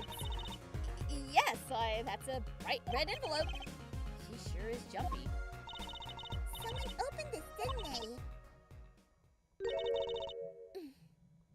they? My lips are sealed. Your lips are sealed? That's a first. You mean you know what's inside the envelope? Sure. I read it after all. You mean you were the one who ripped this open? Please! I would have steamed it open. But she did sneak a peek at it, apparently. Know that I have a powerful weapon on my side. A weapon? Yep, the use of tools. Highly specialized tools for information gathering. Tools I wouldn't mind getting my hands on. Did you just have that in your pocket? That's a whole-ass x-ray machine, ma'am. You should try flattering her, Apollo. They say a little praise can open big doors. Never heard that one, but it's good advice. Well, let's try talking to her some more. About the envelope we found, I was wondering if you could help us out with that tool you were mentioning. You want to know about my tool, do you? It's called an X-ray analyzer. X-ray? Like the X-rays you get at the dentist? Hello, Gabe! Welcome, welcome! Thanks for tuning in! That's right! At least, that's what I call it. Huh? It has a real name, but it's much more complicated. The X-ray spectralization... something. How am I supposed to remember all that? So basically, it lets you see inside things like envelopes. That's right! You're sharp, Trucy. But it's a bit more complicated than that. In practice, of course. Actually, to tell the truth, I'm not really sure how it works, scientifically. Can Juicy try it, Emma? Please? Oh, I suppose. Of course, I've already checked out everything suspicious myself. All right! Let's give it a spin, Apollo! Why are you using it on him? Ah! What are you doing? Guessing if Juicy could see through your hair. But it's like red. Point that thing at me anymore and it might all fall out! Well, then Juicy wouldn't need an X-ray machine to see through it. Let's just get down to business, shall we? Girl, you're gonna give him radiation poisoning! You're gonna give this man radiation poisoning at this point. What the hell? Right. Let's test him on a sample first. It just so happens that I have a lottery ticket here. Okay. You set the sample into the device like so. I don't see anything. Patience. There's no need to get all antsy. Look at the right side of the screen. That's the layer view of the envelope. Layer view? You've got it set to display the outside of the envelope now. See? Actually, it's quicker to just have you give it a try. Turn that dial over there with the right stick for me, would you? Okay. That's right. That's how you choose what depth you want to scan. Oh, Trucy got something! See? That's how you can read the letters on the ticket inside. Cool, huh? Except I can't read them. Just turn the dial a little more. What you have to understand is that a sheet of paper isn't really flat at all. When you zoom in that much, you see the paper is like a bunch of hills and valleys. Wow, really? This X-ray device uses a beam with a wavelength of only 0.05 microns. It breaks cards down into thin layers, so they can only show what's written on that layer. I am not entirely following you, but what good is it if you can't read anything? That's why we go on to step 2. Try rubbing the image a bit if you would. Rubbing? Like going over the Wow, that's an extremely specific button prompt.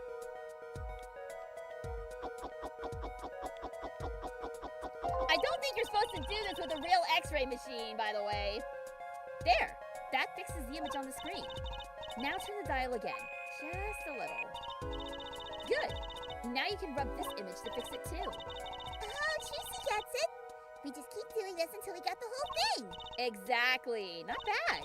Neat! Let's do some more! Okay. Alright, I'm starting to see something here.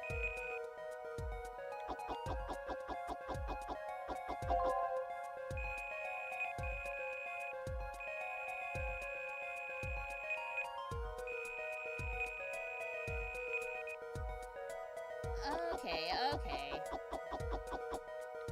Like, seriously though, what kind of X-ray machine works like this? Why is Apollo everybody's favorite punching bag? I don't know. It seems like Phoenix got bullied quite a bit in the original trilogy, but it seems like Apollo's getting it like way worse than he did.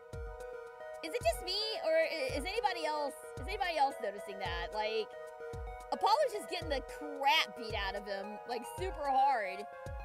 I mean, to be fair, Phoenix also got, like, toupeed and whipped and thrown hot coffee at and attacked by a tiger and attacked by a monkey and all sorts of unfortunate things happened to him, but I don't think he was bullied quite this badly. Okay, let's put this one out. Does this mean Trucy has to buy another one to win? Well, it's Emma's ticket. Let's buy her another one. Also, condition of being the rookie. Oh, so it's hazing? Are they hazing him? Hazing is not cool, kids. It's the hair. It is a dumber hairstyle than Phoenix's, I'll give him that. It's okay, there's no need. But see, this is the true hidden power of my weapon. Neat, huh? Now let's try it out on the real thing, shall we? The issue is Trucy is just savage. She is pretty savage to be real.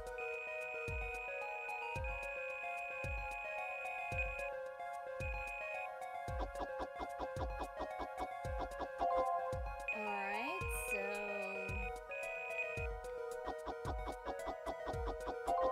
Mr. Drew something or other.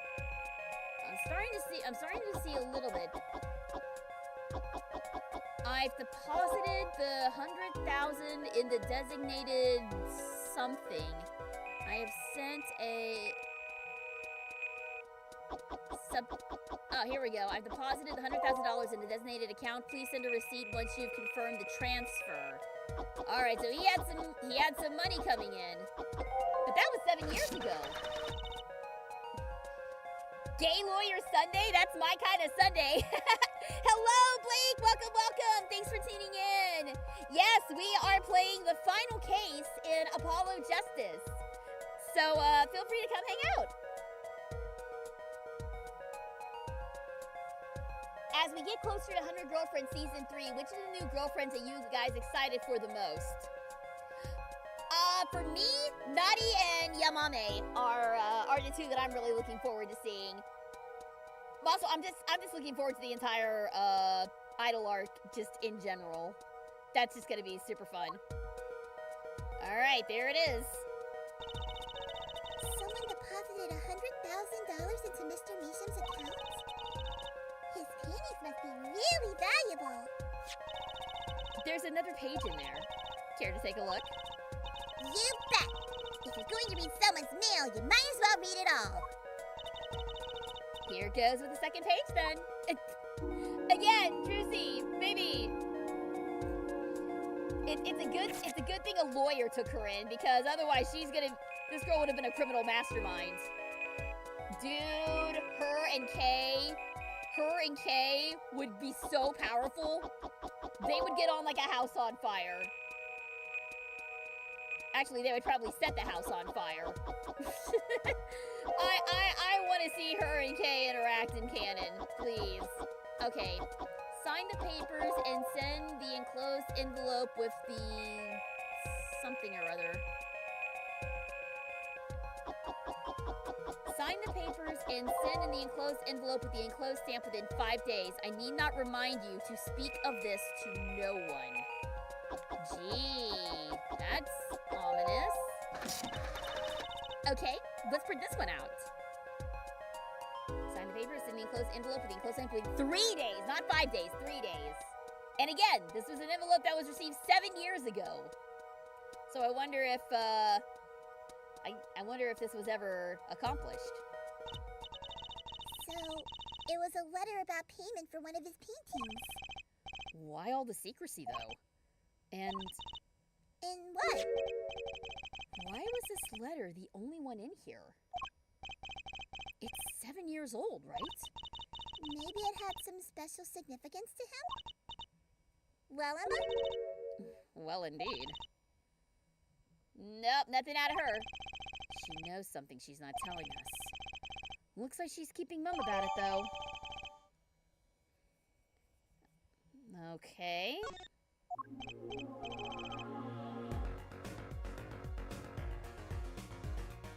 So, Emma, I was wondering, what's the story about this reporter that came here for a story the night of the crime? I'm afraid I can't tell you, because he's going to be a witness tomorrow, I hear. Trucy thought so. I'll never forget that face, but what was his name? Oh, right. Brashell. Brashell? Brushel? Spark Brushel? Spark Brushel. That is a raincoat-ass name right there. Oh no? Why are we saying oh no? Why oh no? What's wrong with this one? Russell? He's after a scoop to sell in the papers. So a reporter comes for an interview with a painter. His first interview ever, and that night he's killed. Seems strange to you? Really strange. It does raise a few questions. I'd like to speak with this reporter if I could. Well, I hear he's on the beat today, too. He said something about covering a magician? Magician? Well, if it's not Trucy, that leaves only one other person. It wasn't Fallon Grammarier by any chance, was it? Yeah, something like that. He's got some big show lined up, I hear. So he's out interviewing Valant Grammarier. Looks like I'll be heading out to that Coliseum again sooner than I thought. Here, I'll give you the reporter's card if you want. Okay, we got the business card. Alright, well, I'm going to save my game real fast. A severe case of poisoning.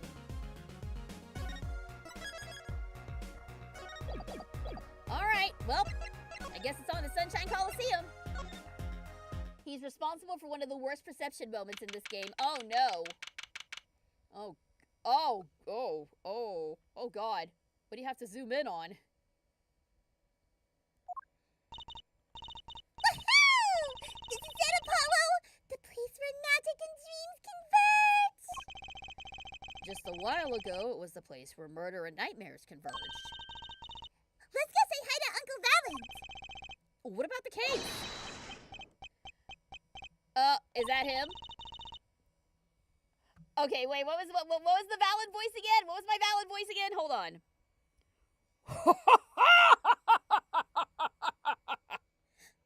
Only The young Miss Trucy! How often I'd hoped we'd meet again, only to tell myself it was an impossible dream. Uncle Valance, how's it going? Juicy's glad to see you too. Of course you are! Humility is definitely not one of his stronger traits. Well, Miss Trucy, how does the day find you? If you've come to give me flowers, do it after the show, I beg you. Actually, we came to wish you good luck. And congratulations on your big magic show. Oh, but it is I who wish to congratulate you. Not everyone is so lucky as to witness miracles, such as the ones I shall perform. Yeah, you're amazing. We get the picture. I love how we've only known this man for a single case, and we are already 110% done with him. Just like pretty much every other person we meet in this game. The world will watch in wonderment as Magnifi's illusions are reborn. Here on stage, by my hand. Alright, let's talk about the show. Everyone's talking about the big magic show. Is it true that the Grand Marnier miracle is back after a 7-year absence? Miss Trucy, I must apologize. This show and this honor should have been his. Daddy. My co-magician in training, Zach Grandmarier. That terrible thing hadn't. It's okay. Your father was a great magician, Trucy. If he were alive, then I, Valiant Grandmarier, would have been proud to stand upon this stage as his assistant. Thanks, Uncle Valance. You know, Juicy's happy you're doing the show. We get to see the great Magnifi's illusions again. She really is looking forward to this, isn't she? My mentor, the magnificent Magnifi Grandmarier, was a true deity among magicians. A creator god who gave birth to magic and illusions that defied our very imaginations. Juicy was so little when she last saw one, but she still remembers his shows. He did wheelies in a sports car through the air above the audience, and then sped off to outer space faster than the speed of sound. I'm guessing that memory was a bit embellished. For 7 long years, the world has been waiting for a miracle to match his. As heir to the Grandmarier Troop's secrets, it falls to me to provide them. It is my God-given destiny! Yes, you! Nameless face who speaks for the nameless masses! How can I help you? If the world was waiting, why did you hold off for 7 long years? See, everybody's bullying this boy! Everyone! It appears the lad is uninformed. Perhaps you have heard of the magic known as law, which governs our land. I have, though I'm not sure it qualifies as magic. The performance of Magnifi's miracle was impossible. A certain law prevented it for 7 years. But no more! What law? Are you gonna murder someone live on stage? Is that what you're doing? 7 years. That phrase sure likes to pop up, doesn't it? And why was that? A little matter called performance rights, Miss Trucy. Performance. Oh, it was trademarked. It was a trademark trick, right? Can you tell us about these performance rights? Magnifi's magic relied on an incredibly innovative idea. A trick, if you will. That trick was considered his property, and as such protected by property laws. Intellectual property, maybe? Magnifi knew this, and bequeathed it in his will to one person. You mean him? Yes, Miss Trucy. It was your father. Zach Grand Marnier was the inheritor of the Grand Marnier miracle. Yet, as you well know, he is gone. He disappeared suddenly 7 years ago. I think I see where the story is going. Once a person is classified missing for a certain period of time, they're considered legally deceased, correct? In all absoluteness, those rolled-up sleeves conceal your competence well, young man. Is 7 years the limit? I thought it was a lot longer than that, actually. Well, maybe in America it is. Maybe in Japan it's 7 years, but I thought you had to be missing. I thought you had to be missing for like 10 years to be considered legally dead. That certain period of time of which you speak is 7 years. Yes, Miss Trucy, though it pains me to say it, this past spring, April to be precise, was the time your father was legally declared deceased. In the absence of a formal will, the secrets of our mighty mentor Magnifi passed to me. This was in fact stipulated in the will by Magnifi himself. Is that how it works, Apollo? Yeah, it's called death in absentia. He's declared missing permanently. Daddy? Oof. That is a horrible way to do it. That's rough.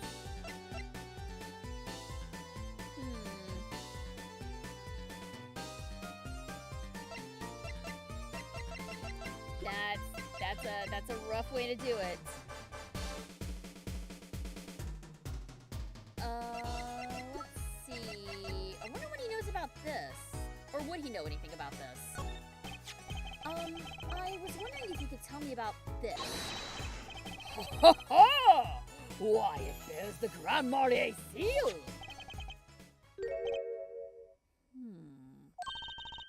Uncle Valen? Is something wrong?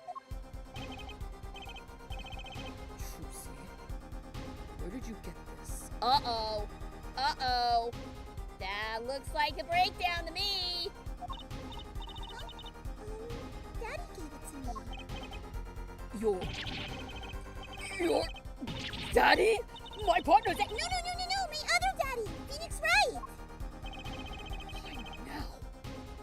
Why would your dad? Yeah, what? What? Excuse me? What did you just call him? Lord Daddy? That's kind of stretching the whole archaic thing a bit. The signature upon the back. Do you recognize it? It belongs to none other than Zach Grand Marnier. Oh! Okay. So, jeez. Lord Daddy.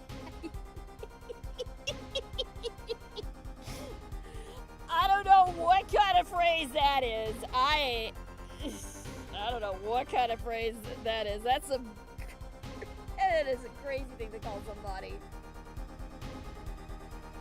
What? Daddy signed this? Might I be so bold as to open it? I'm sorry, but I can't let you do that.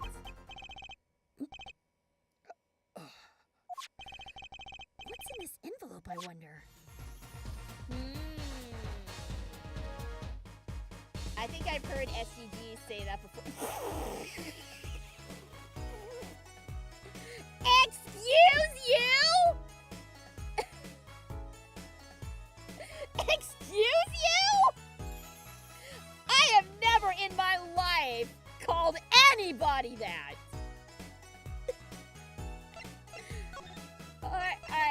I plead the fifth on that. All right. Maybe you can tell us about the Brushel. Is he here? Oh, whoops. Oh, wait. Hold on. Look. If you guys needed proof, If you guys needed proof that the American version did change the location from Japan, look, Los Angeles, California. Well, it says DA, not CA, but that's Los Angeles. That is 100% Los Angeles, California. I still like Japanifornia, but yeah, this is proof that proof positive that the game takes place in LA, or is supposed to take place in LA, which raises all sorts of interesting possibilities. I still prefer Japanifornia, but I thought that's a neat little touch there. So, a journalist was here on a story? All eyes in the universe are upon my stage. It did look a little bit like Aperture, you're right. All pens seek to commit its mysteries to paper. His name was Brushel. Brushel.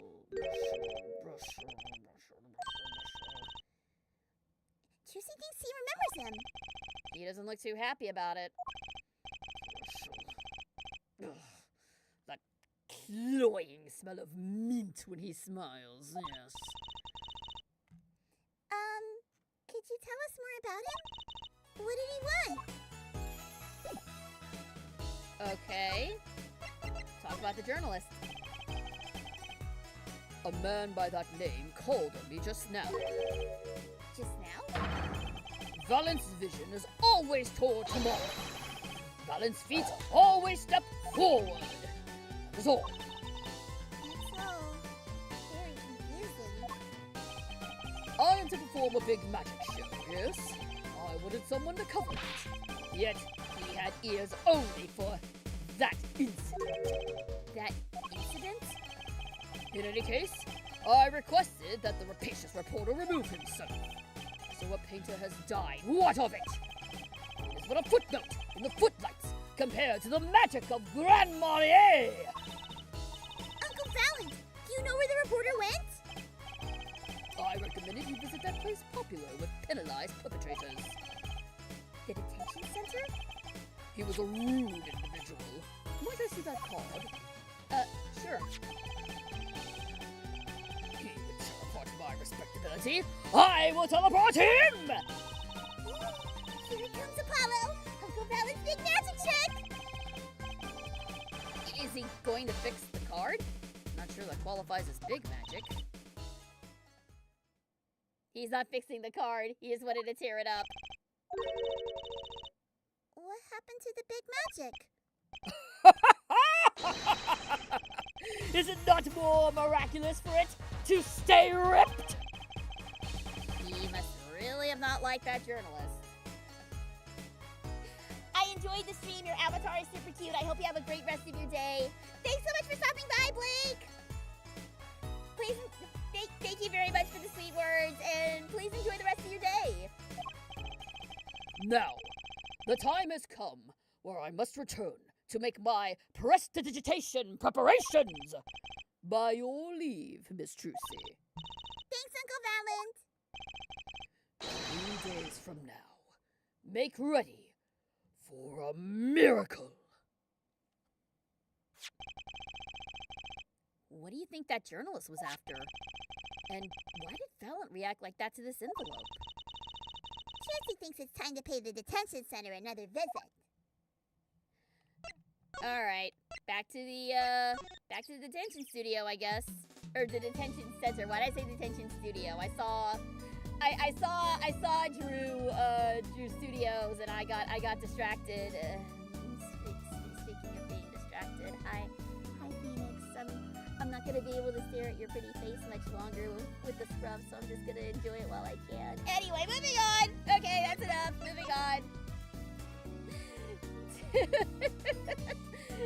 To the detention center we go.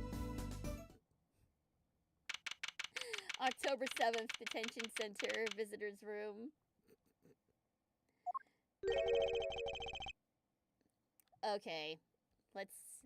I assume this is Brushel. You always drool all over Phoenix when you see. I can't help it. He's hot. They had no business. They had no business making get hot like that. They had no business doing that. It's like that entire team of women who worked on Leon Kennedy's grizzled design for RE9 Requiem. They all combined their powers to make him as hot as possible.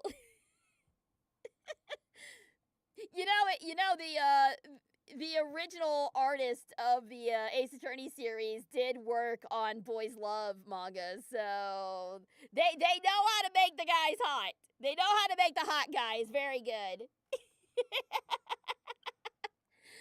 All right. Well, we will be properly introduced to Brushel right after this break. We are going to take another little break. By Omi combined? By your what combined? Huh? Anyway, I'm sure that was a typo. Anyway, we will be by your horny combined. I mean, yeah. Oh, what I wouldn't have given to be in that room at that moment. Anyway, we'll discuss this later. Time to take a quick break. We'll be back in about 5 minutes, so stick around, guys. We'll be back in a bit.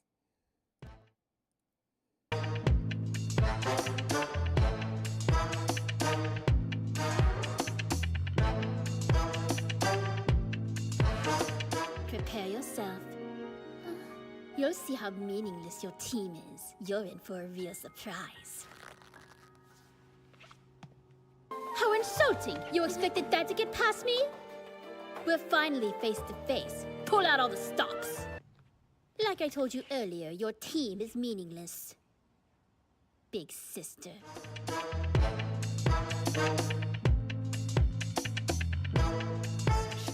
It sucks. I wanted to tell him thank you, but I couldn't. The more I fall for Rentaro, the less I'm able to express my feelings. They taste like dust, so try sticking them someplace else! Turn me back! I want to be me! I want to be the same person that you fell in love with! Turn me back!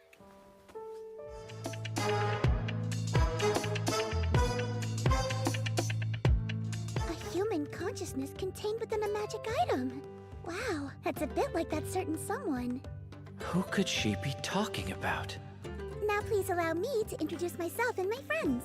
I am Kikuyu. The white Unasusu is Botan, the black Hirase is Kurayata. Oh no, I am not an animal handler.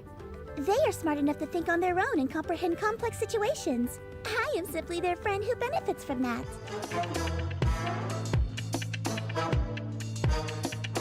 Yeah, but I can't stay here by myself forever, can I? You're not by yourself. You have us. So, it's okay.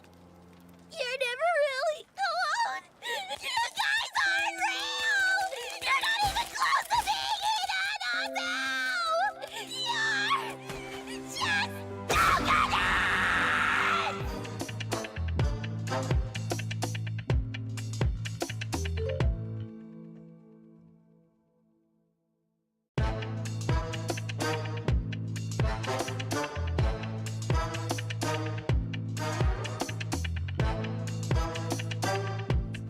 And when I finally destroy that dumb hammer, you'll be next to me. One day, I'm gonna smash that thing! I refuse to let it destroy the planet! I've decided I'm gonna be the one to shatter the Earth into little pieces with my fist!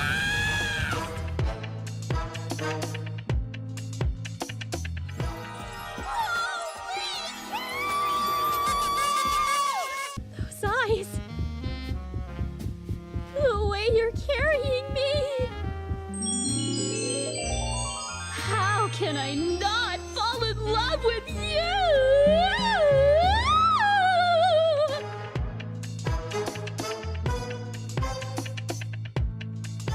Cut that out. You look like your dad, and it's really pissing me off. What am I supposed to do about that? At least Suzu turned out to look more like your mother, though the shortness comes from my side. It feels just like I'm giving money to my brother. What's more humiliating than him needing my help? She's freaking! Did she have some kind of beef with my dad?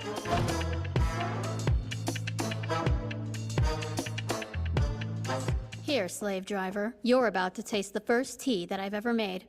Quite the honor, right? Drink it. In one gulp. You should find it quite refreshing, since you're a demon. Delicious. I've been watching you for a long time, figuring out what it would take to bring you down. It's your turn, Evil Eye!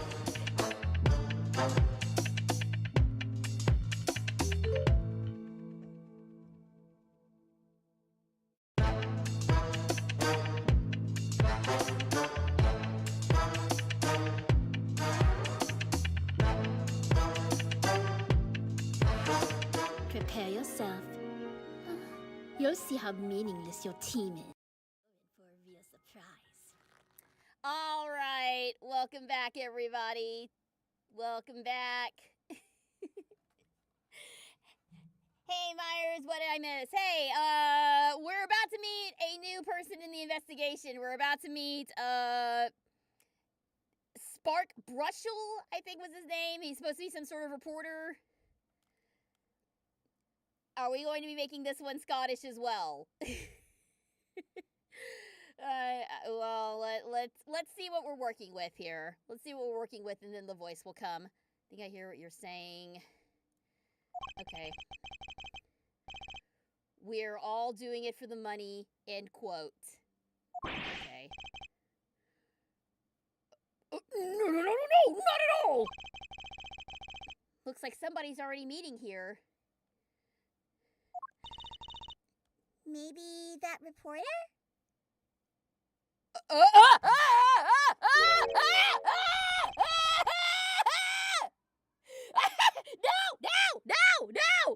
hate it! I hate him! No! Why? Jeez! Okay, no. This is the worst one. I had to step away from the desk.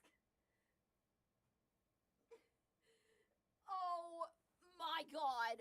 What in God's name is this thing? Is he a reporter or a clown? He's a monster is what he is! Oh God, I can't even... Oh no. Oh no is right. Why does he keep moving his head around so much? Okay. What? I don't even want to think about what kind of voice I would get. No! How dare you? How dare you play that? How dare you? Shut up. How dare you use my voice in this manner? I do not approve. Despite his off-putting appearance, he's not going to be another Sal or a hottie. Oh, thank God. Because if he was, oh God, he's hard enough to look at without him being an absolute pervert. All right, I'm just gonna give him the most obnoxious voice I can think of. It's hard for me to look at this dude. Ew. Yes, this one. This is the correct response to have. Thank you, Sleepy. That's the correct one. All right, just keep going. Hey there, how you doing? Who might you be? Sorry, we didn't know someone was already here. I'm Apollo Justice, attorney at law. Talk about a nervous monkey. Oh God, are you sure? Are you sure he's not haughty? Cause that's the freaking music! That's the bad time music! Only bad people have this music! You're sure it's not another one? Also, I hate that smile. That smile is the worst thing in existence. Jesus. Oh, God. You? You're Justice? You? You know me? Do I know you? Of course I know you! Stares down witnesses on stand till they spill beans. End quote! That's not true! Wait, what is he writing? You're a reporter by any chance? Oh, you're Trucy. Am I famous? Oh yeah. Phoenix Wright hates carrying a bag, puts everything she owns in her panties. End quote. Ah! That is so not true! Just hold on to your breeches there. I'll wrap up this interview in a jiffy. Interview? So guard, I think I know what's going on here. Guarding rooms is my life. What else could I possibly need? End quote. No! How many times do I have to tell you this? Look, I've got work to do. You deal with him. I don't want to! Did you come here to interview the guard? Hooey! What a pickle! Accused wouldn't talk. Had to interview someone or go plumb crazy. End quote. Huh. Like, it says something that even Trucy is not willing to engage with this freak. Yeah, no, Vera, honey, I do not blame you. I do not blame you. Stay hidden, girl. Stay hidden, girl. I should have guessed. Oh, arrow my manners. The name's Brushel. Spark Brushel. I'm not picky. Journalist just closes eyes and writes. End quote. What's with that nauseatingly strong mint smell every time he grins? Until you've been interviewed by me, you don't know what thrilling is. Wild romp through crossroads of mayhem and madness. End quote. Yeah, I can see that. He's writing something again. Well, if he's a reporter, maybe he knows something. Don't make me talk to this one, please!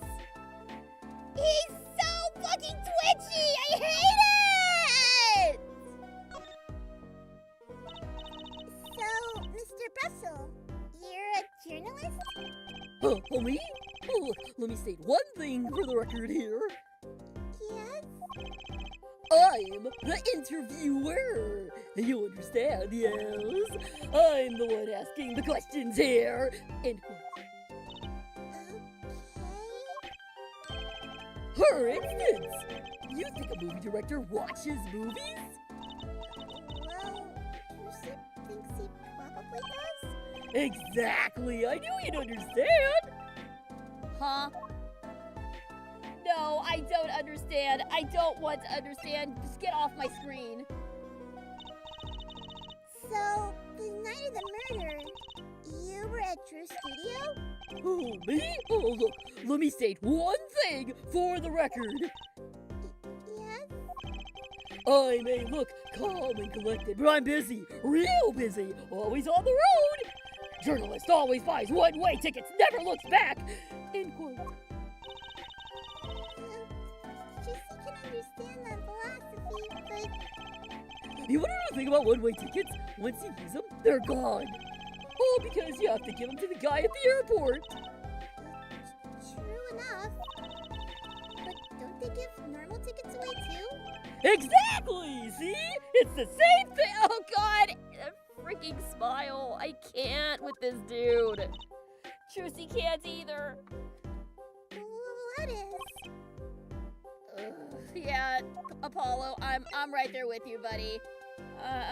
Sigh is the correct answer. So, you went to do a story on Drew Misham, and he'd never had a story done about him before? That's right! Look, let me state one thing for the record here. What? I'm sure you're going to want to know about my source. What tipped me off to Drew? Why do the interview in the first place? Well, yes. Look, it's like... Oh, I've got it! You see, there's this burger joint with fabulous ketchup. You think the burger guy's just gonna tell me where he got it? At the supermarket, maybe? Exactly! See? That's what I'm talking about! I think I may have actually understood that one. Well, there's nothing I can talk about, really. Walls have ears, eyes, especially glass walls with speakers. End quote. Right. Guess we'll leave then. But since you're here, might as well tell you a tidbit of news I saw, just for the heck of it. Sure, tell us. Just for the heck of it. I remember it like it was yesterday.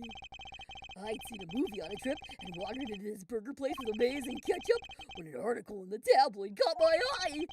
Famous oil painting stolen from art dealer's gallery, end quote. I believe it was.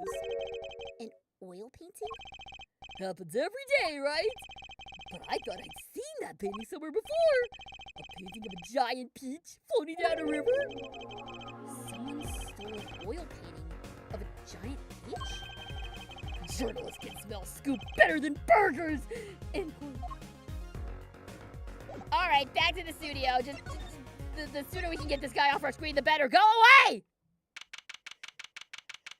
October 7th, True Studio. All right, so I may have been right about the forgery thing.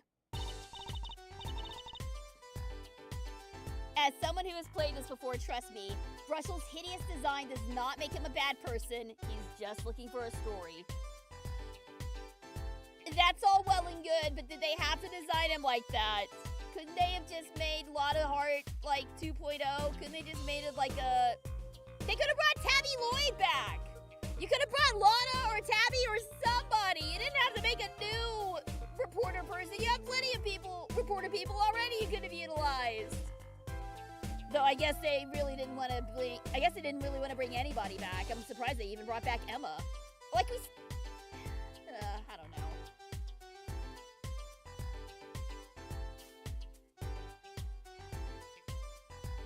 Sorry, now she got my snack. Well, how'd it go? You find anything out? Actually, there was one thing I wanted to check with you. What's with that scary face you're making? And what's with the I know something but I'm not going to tell you face you've got going on, Emma? Alright. Why don't you tell us what you know about this? This painting came from behind that dresser. Yeah? So? It was stolen, no? I was hoping you wouldn't figure that out. Do you think you could tell us a bit about this? I suppose. It is what you think. Drew Measham was a forger. A forager? Ah, there we go. I was correct.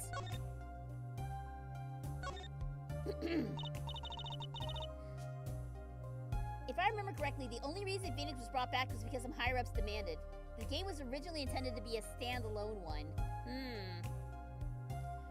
But everyone was like, no, bring Phoenix back and make him hot. You know, I don't agree with a lot of higher-up decisions, but that one I do agree with. You know who they should bring back? Old Bag. Of all the characters, her still kicking around would be incredible. Oh my god. If Old Bag comes back for Ace Attorney 7, I am gonna... That would be That'd be incredible if they brought Old Bag back. After a 7+ year absence for Old Bag to come back when Edgeworth is on the stand. And for him to go, "Oh God, you're still here!" That would be freaking hilarious. Sorry if I blew out the mic. Screaming is Edgeworth, by the way.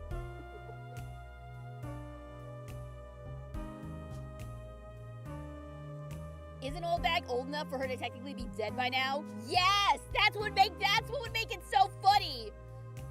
Edgeworth and everybody else playing the game would be like, oh my god, she's still alive?! Wouldn't that be great? Wouldn't that be hilarious? Oh, I kind of want them to do that now. Just for the reaction. So, what exactly is a forger? Well, basically, it's someone who makes forgeries. Fakes, in other words. Fakes? Copies of an original. Exact copies, so precise, you can't tell them apart. Well, why not just photocopy them? The big problem with forgeries is that people try to sell them as the real article. It's a crime, of course. So Drew Measham was... A criminal? I'm afraid so. He received money to create elaborate forgeries. to supplement his work in illustration, I guess. Yeah, this is exactly the plot of A Midsummer Murders. This is the Black Book all over again. I see. Actually, that's why I brought this here in the first place. What do you mean? When you're trying to determine if a painting is a forgery, the rough sketch underneath can be a valuable clue. So the rough sketch is like practice for the real thing. Like doing the magic trick in front of a mirror before you go on stage. But not in the case of a forgery. Not necessarily, anyway. You know what the finished product is going to look like after all. Oh yeah, you would. That's why I brought this. I'm going to use it to see what's under the paint of the finished pieces. I get it now. Not that I really needed to go to such lengths, seeing as how one of the paintings was only half finished anyway. Still, it'd be neat to see Mr. Meesham's rough sketches. Kind of like what he was drawing when he thought no one was looking. True, that would be interesting. And maybe valuable for our case. You should try buttering her up, Apollo. Flattery will get you everywhere, they say. Maybe I should ask Emma to help us out. Alright, so we're about to investigate some paintings. Let's do it. I kind of wanted to see the rough sketch under this painting. And I was wondering if your tool there might do the trick? Oh, fine. Just this time, though. Yeah, she's gonna say that every time, isn't she?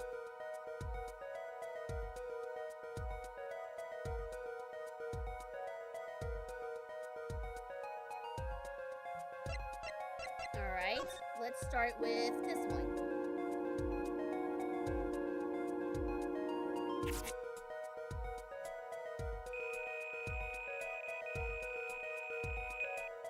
Alright, so we just... Yeah, you can definitely tell that this was made for a 3DS. You can definitely tell that this was a DS game.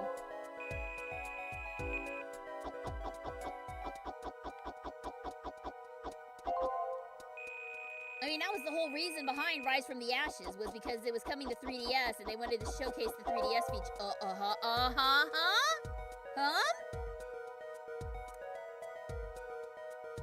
That looks like a poker hand, does it not?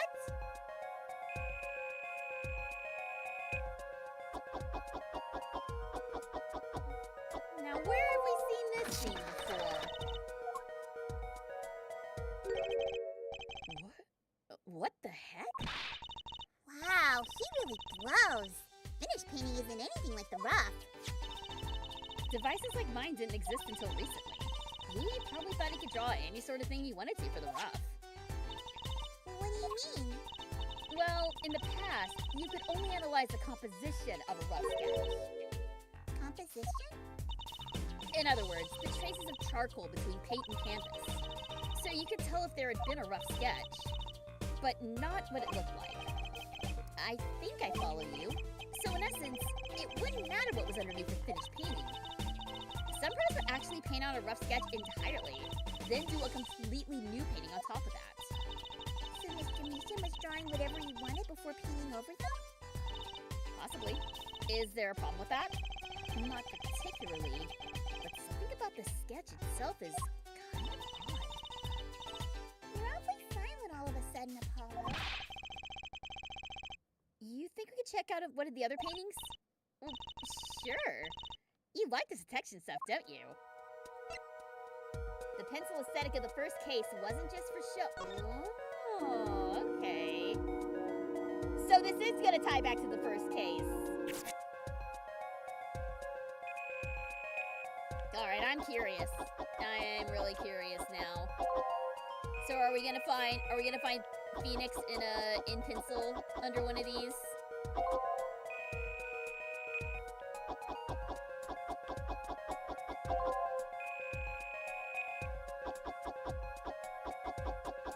Oh no, look! It's the noodle cart!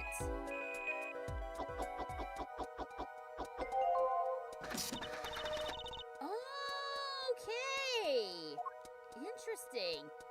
He looks kind of scary here, though. It looks like a freaking something out of a horror game. This one, too. What's wrong, Apollo? You look so serious all of a sudden. You think I could just look at the last of these? Fine by me. Knock yourself out. Alright, so is this one going to be turnabout Serenade? Because I saw a little bit of the wireframe there. I'm wondering if that's where, was that the race stage where we found the body?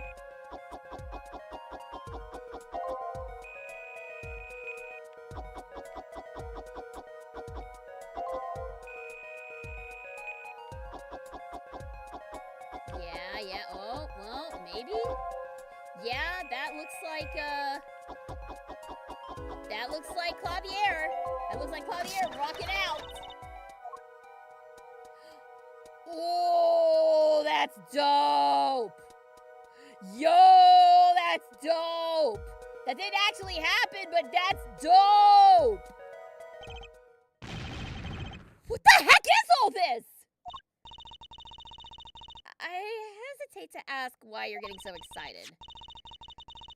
You sure your device isn't leaking some kind of strange radiation?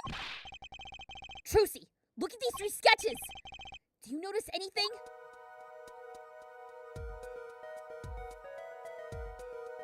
Turnabout Trump, turnabout Corner, turnabout Serenade.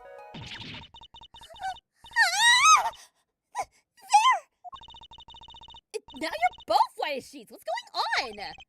These sketches are of the 3 cases I worked on. What? The murder in the poker room at the Bourse Bowl Club. The dead man pulling the noodle stand. And then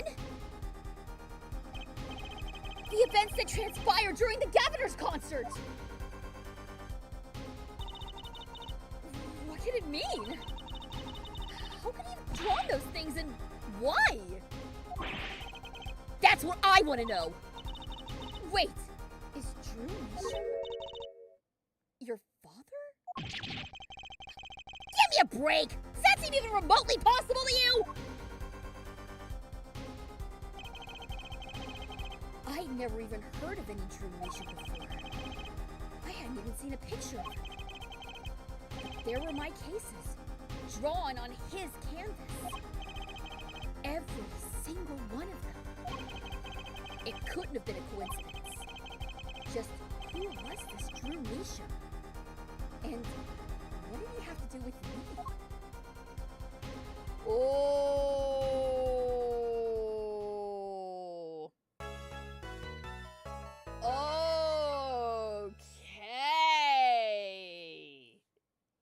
Okay, you have my attention now, game.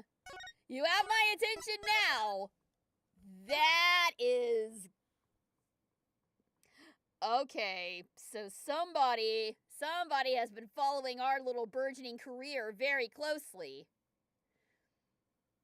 But who? Oh, this is cool. I mean, yeah, no, that is a valid freak out. Like, I would be freaking out as well. You know what? I need to keep going. I need to keep going. I need to see what happens next.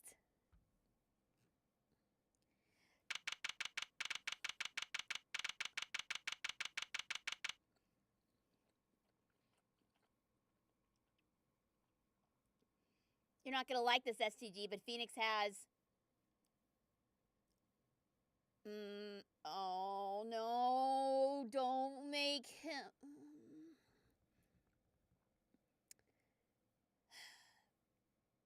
Phoenix has... But why? Why the pictures? Why all this?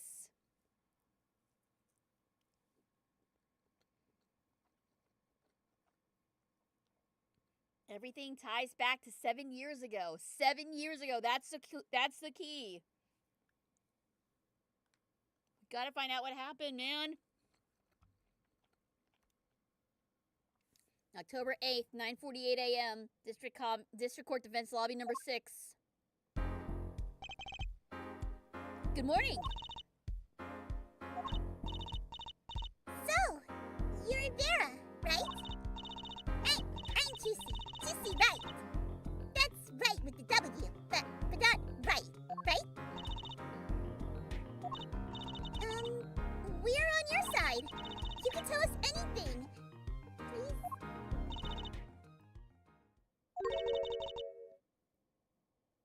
Good morning. She speaks! Not bad, not bad. But Juicy thinks you'd be better with a little smile, you know? You're so pretty. You need to sell yourself, you know? Josie, let's take it easy for starters. Sketch. Thank you for taking my case. Oh, look at the little smile she drew. Okay. That's a start, I guess. There she goes with the nail polish again. That's great, really. It's so cultured.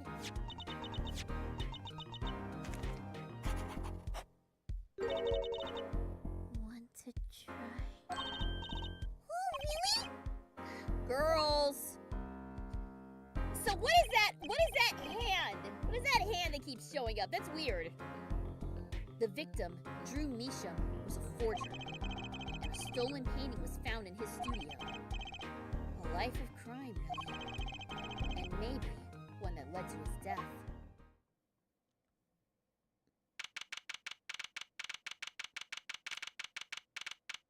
All right, October 8th, 10 a.m., District Court, courtroom number 3. Here we go.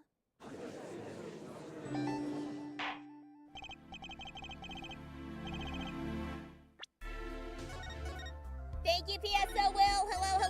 I will go ahead and save my game. Thank you. Uh-oh. It seems like the judge is not feeling well. Well, we will now begin the trial of Measham. Is the judge okay?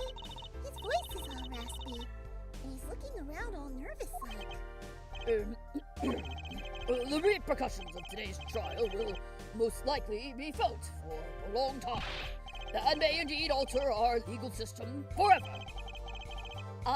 So that, yeah, okay, so is he just nervous because it's the jury system, or is this rigged somehow? Anyway, I might be thinking too far ahead. I'm doing good, Will. How are you? Thanks so much for tuning in. Today is a test of the justice system, only the first step towards a new order in our courts. Daddy's secret mission! The jurors will function like a jury. It is hoped that their inclusion will help the courts to better reflect the people's will. Why aren't there any jurists in the courtroom? 3 closed-circuit cameras watch this courtroom at all times. The jurors have access to everything that transpires. Jurist, judge well, and judge cool. Now see here, Prosecutor Captain, I was going to say that. My apologies, Herr Judge.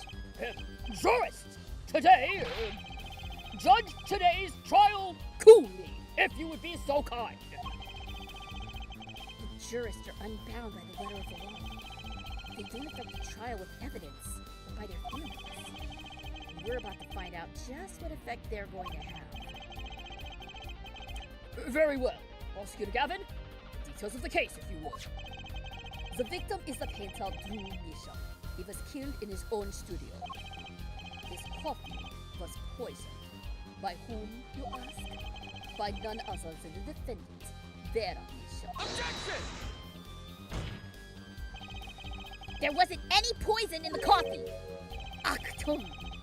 Someone has been doing their homework. Indeed, poison was not present in the coffee, but on the mug itself. The mug? Oh, residue was found on the rim, I see. The autopsy report describes the manner of our victim's death. The court accepts this as evidence. Misha's autopsy report added to the court record. All right, well, we're taking a look at that right now. All right. Victim's name, Drew Measham, age 52, male, time of death, October 6th, between 9 and 9:30 p.m. Cause of death, atroquinine poisoning. Got it. According to this report, the victim's death was caused by atroquinine poisoning, a chemical compound that does not occur naturally. Lethal dosage is a mere 0.002 milligrams. A touch of atroquinine in the body is the touch of the Reaper's scythe. Very well, Prosecutor Gavin, you may present your witness. I have for you today a simple man for a simple case. A man who witnessed the murder in its entirety. That journalist, no doubt. Oh, God, here we go. Well, at least we're getting him out of the way early.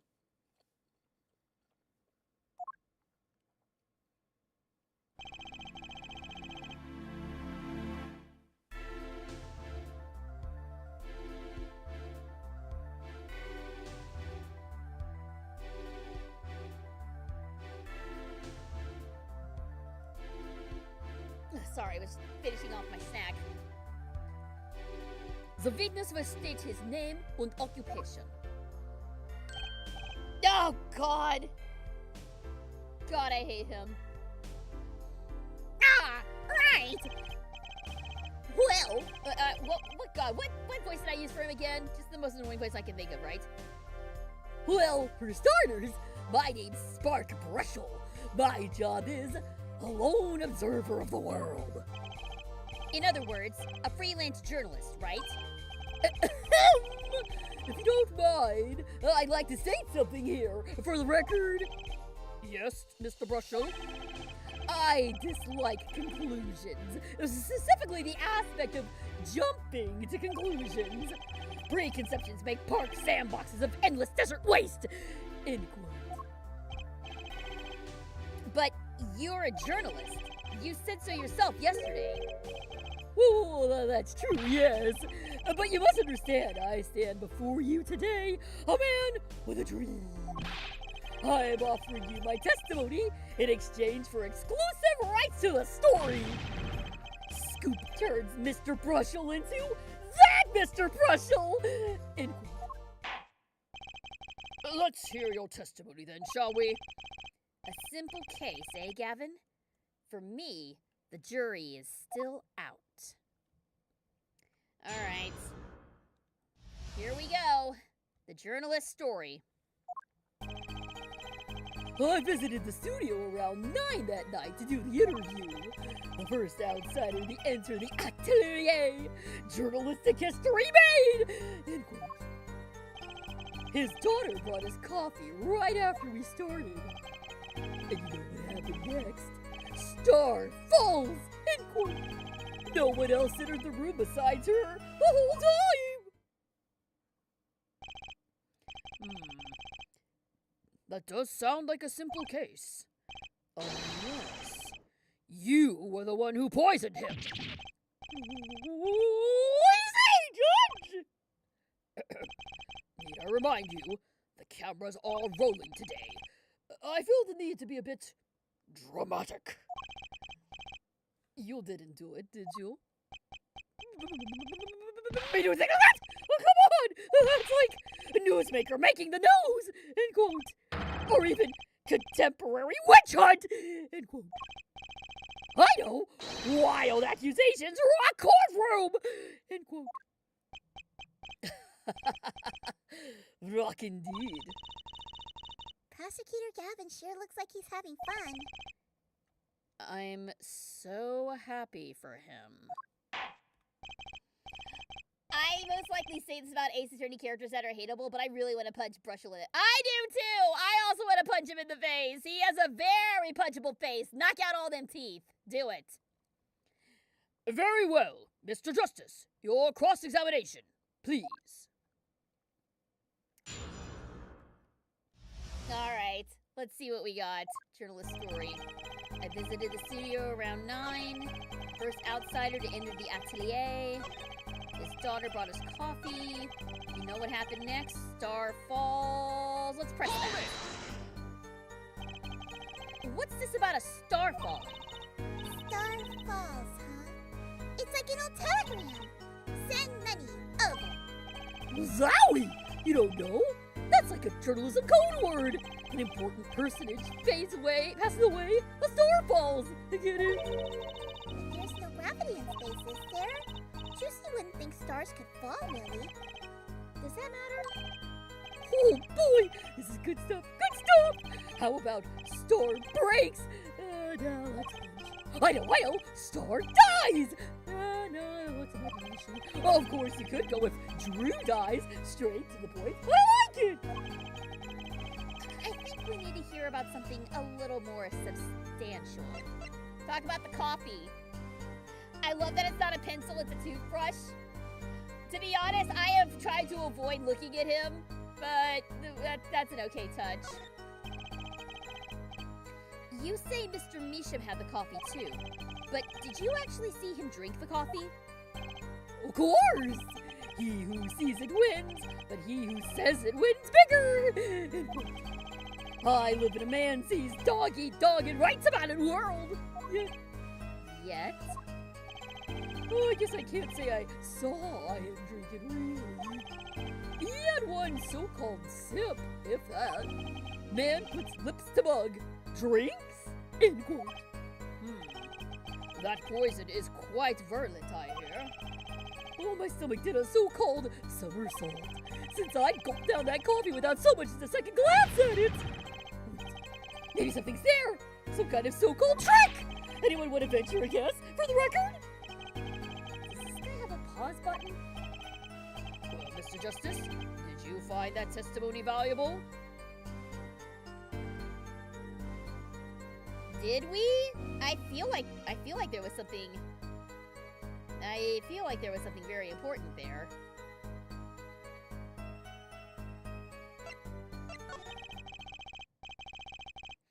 The victim drank his coffee, then immediately fell over? Oh, yes. You could go to the press with that one. Your Honor, this is a vital piece of information. Please add it to the testimony. Very well. The witness will add this to his testimony. Oh, vital. Right! He had one sip, if that. The next moment, he was on the floor!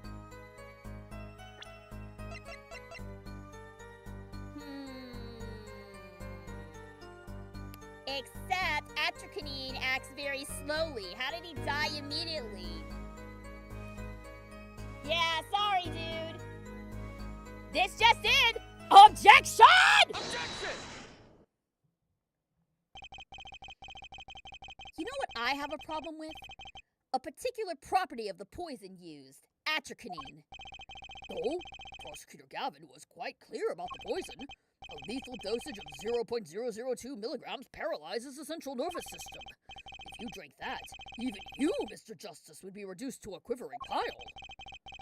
Why are you using me as an example? Unfortunately, we weren't told everything.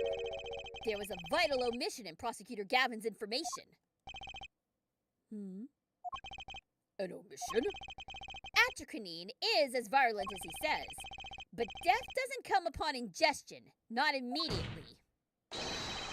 That's because atracanine is slow acting. Slow acting? According to one forensic scientist. It's one of the most virulent poisons, but it's absorbed into the body astonishingly slowly. It takes at least 15 minutes from the time of ingestion for adverse effects to show. If we suppose that that moment Mr. Bishop sipped his coffee was what sealed his fate, then he would still have had time left to enjoy his last cup of joe. Atraquinine. Am I saying that wrong? Atraquinine. Okay, sorry. Order! Order! What is the meaning of this? If what the defendant has said is correct, why, that contradicts the entire testimony we've just heard. Well, Mr. Brushel, anything to say? On the record. Slow acting. S-O-O-W-A-C-T. It was virulent, all right. Even then, it had already begun digging its claws into the journalist. He's working on his scoop. Objection! It's like why? Atraquinine. Atraquinine. Okay, gotcha. It's Brussels, yeah? Herr Brussels. Let...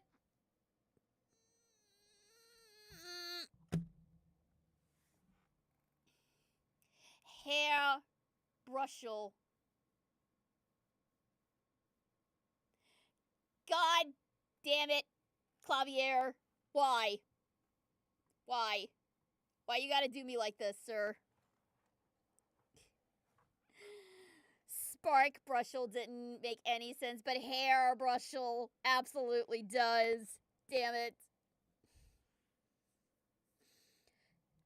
Herr Brushel, let's take a trip back down memory lane. Huh? Did the victim really die the instant he took a sip? Think it over. This is vital. You know what I think? I think that was a not-so-subliminal suggestion. In quote, I admit it does cause a problem if he died when you say he died. I would be forced to say I'll be ashamed for my simple case. And you would be forced to say farewell to your article.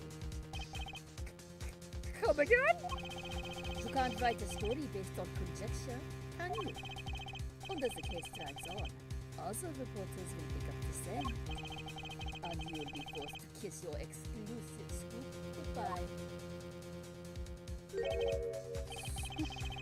Ow! Ow! Ow! Ow! Ow! Ow! Ow! Ow! Ow! Ow!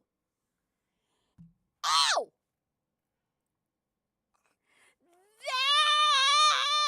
That was the absolute last thing I needed to say! He's coercing the witness to lie. Objection! I object. I object to that character animation. I don't ever want to see it again. But I'm gonna probably see it several more times, aren't I?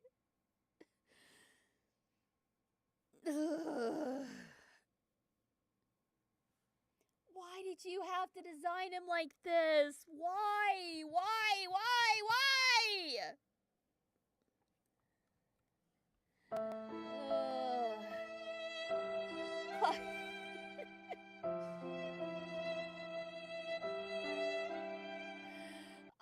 I feel physically sick after seeing that, for real.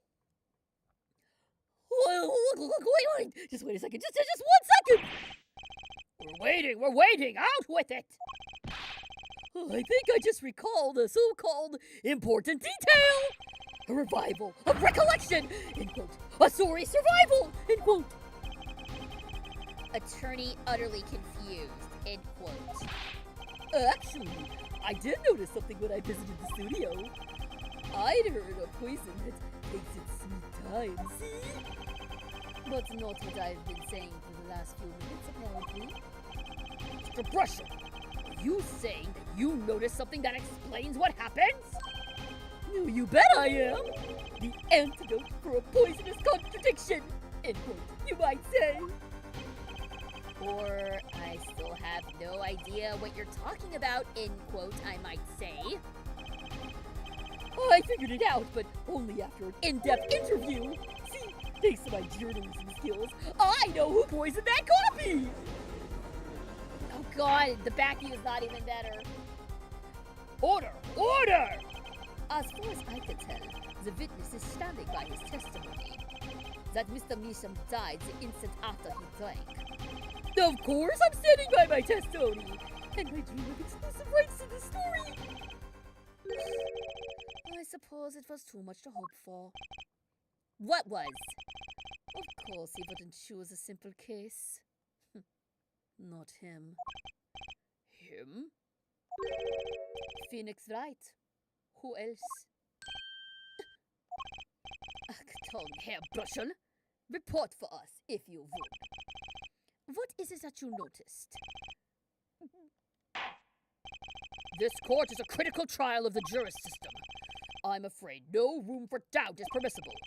You will testify to the court about what you noticed.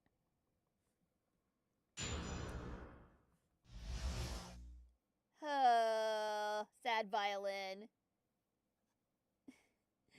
Sad violin. He's a freelance journalist. He doesn't have kind of integrity of a real journalist. Okay, hold up. Hold up a second. I was a freelance journalist for a bit. I take offense to that statement.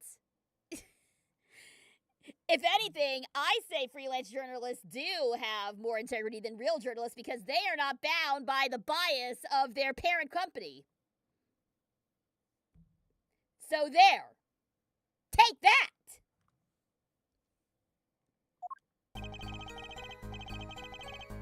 When I arrived at the studio, Mr. Misha was at his desk. He seemed to be writing a letter, but he quickly sealed the envelope. I thought nothing of it at the time, of course. Now that I think about it, what if he was writing a suicide note? A suicide note?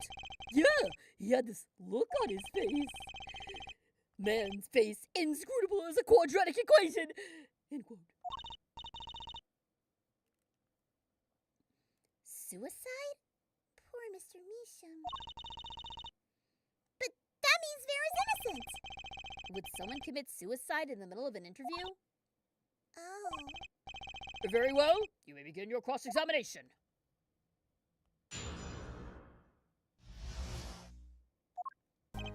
Alright, when I arrived at the studio, Mr. Misha was at his desk. He seemed to be writing something. Let's press on this. So he put the letter away when he saw you.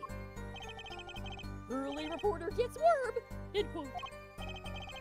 That's my secret. I'm not sure I follow. It's the night of the interview. I arrived 15 minutes ahead of schedule. The handle turns, the door opens, and I barge in. Are you sure that's okay to do? I mean, isn't that unlawful entry, really? Mr. Bishop sure seemed to think so. You should have seen him. He crammed his letter into that yellow envelope as fast as he could. Yellow envelope? I know a secret when I spot one, and that was one!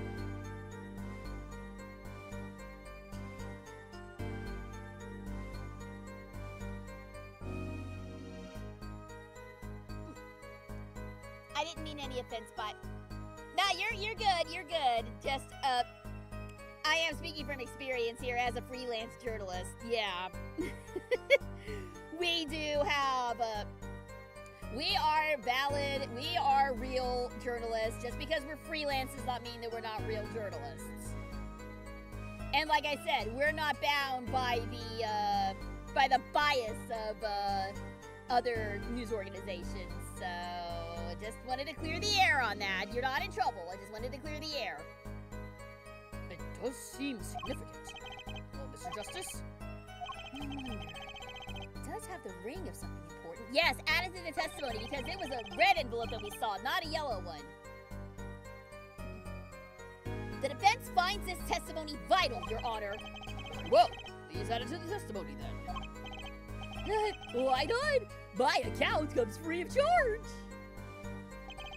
It was a yellow envelope. I heard it was left. No, it wasn't.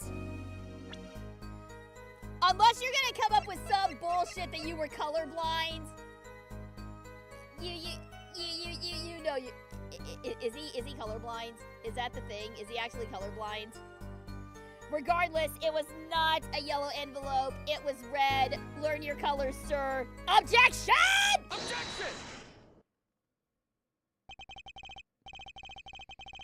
As it just so happens, there was a single letter in a desk drawer at the scene. In a red envelope. Oh my God! Prosecutor Gavin! Ja? Was a yellow envelope found at the scene of the crime? Unfortunately, no. But your forehead, it's easy to mistake the color for envelope. I guess. But not this envelope. You see, it was postmarked already. 7 years ago. Well, Mr. Brushel? Oh, I can explain that. You're right, he went and get that letter in an envelope pronto. Get it out of sight of my beady eyes, right? So he grabbed the nearest envelope and crammed away. And what about the whole red and yellow envelope contradiction, chump? Well, Mr. Justice, have you anything to say to the witness's claim? That night, the victim put a letter he had been writing in a red envelope. Impossible. That's impossible.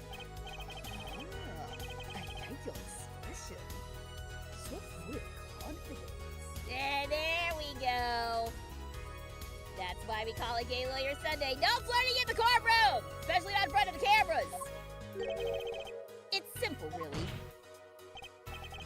As it just so happens, the defense team investigated the contents of this envelope with the assistance of a forensic scientist. What? Note that the letter is addressed to Drew Misha. Huh? Why would he address a letter to himself? Let alone send a suicide note to himself! I've been scalped!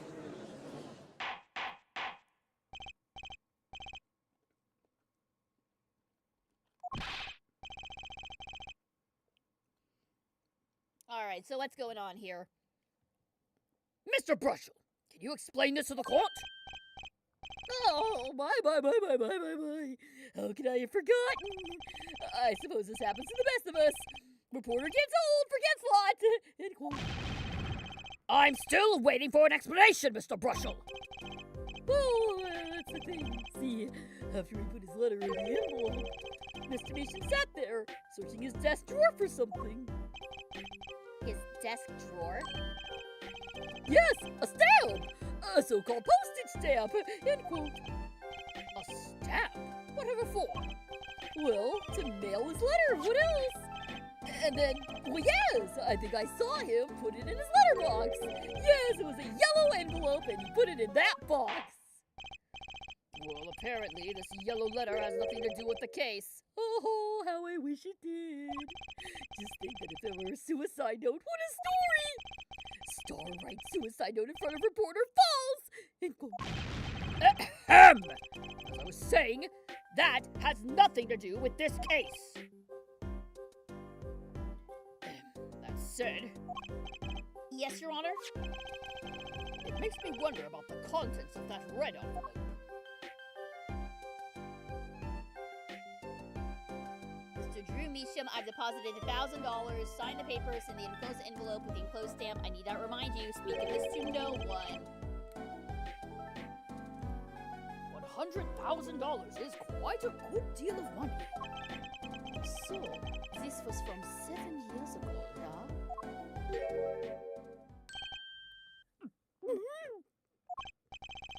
So, am I finished here? Am I finished here? I was thinking of, going home to start writing.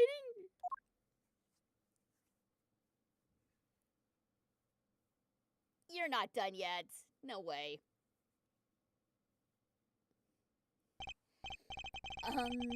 I hate to state what should be pretty obvious to anyone, but when you catch the scent of a story, you make that a rather unique face. Come on! Attorney has active imagination, little else! End quote. Even I noticed something, and my eyes aren't what they used to be. You know, I'm starting to understand what all this perceiving stuff is about. Judge has active imagination. End quote. Please continue with your testimony. Tell us about the scent of a story.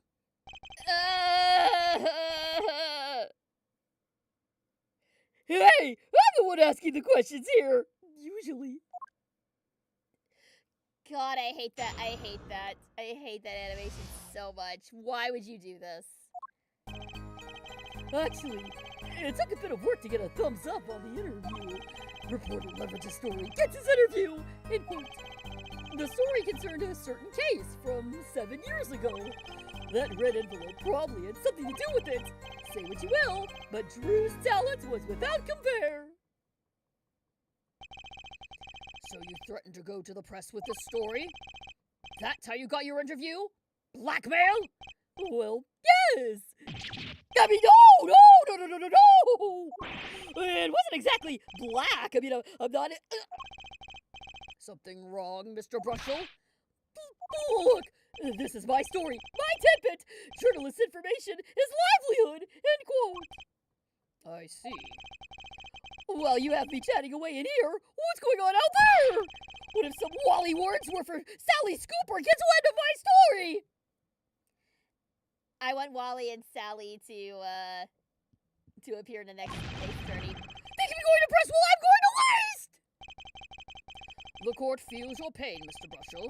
Mr. Justice, let's pick up the pace. A certain case 7 years ago. Wait, 7 years ago?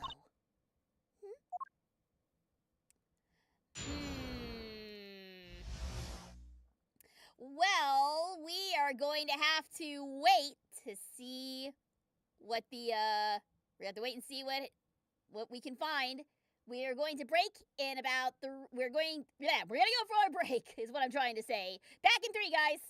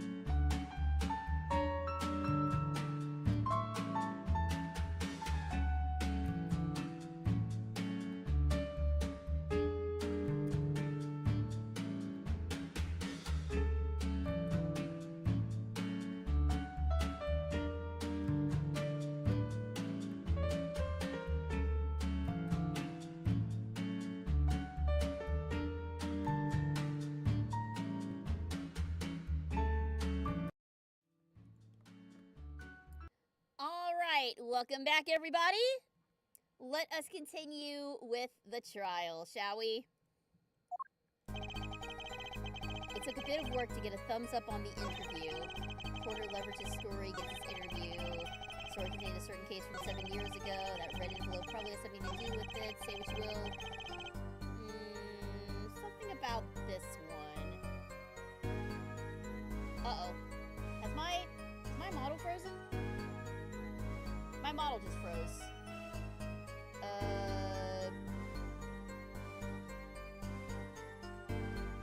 My camera just died. Hang on 1 second, guys.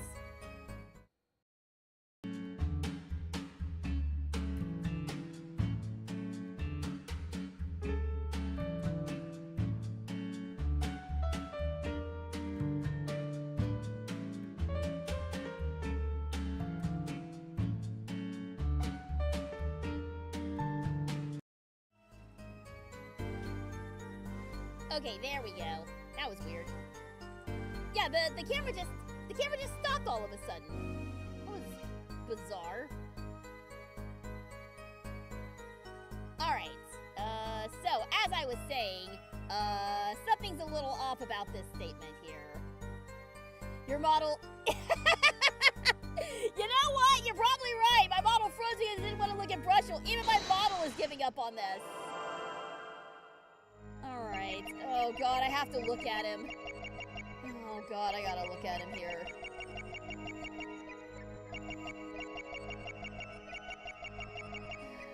Alright. I really do not want to perceive this dude. I don't want to perceive this dude. I don't want to look close at anything that this dude is doing. This design is horrendous.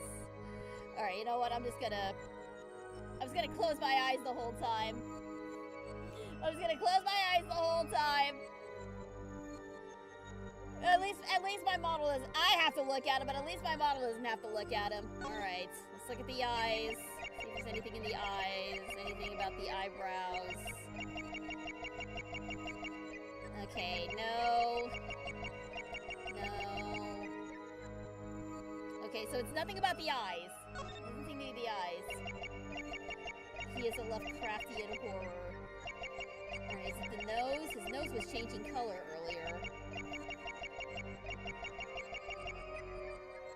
Okay, it doesn't look like it's his nose. It doesn't look like it's his nose. Oh god, those freaking gums! Those freaking extremely visible gums! I hate it! I hate it! Ugh! He looks like an asshole ex that my sister had. Ugh. Alright, well, it's not that. Is it his neck? Does he, like, do a gulp? No, they probably wouldn't use the same trick twice, would they? They probably wouldn't use the same trick twice. Okay. Anything in his shoulder, maybe?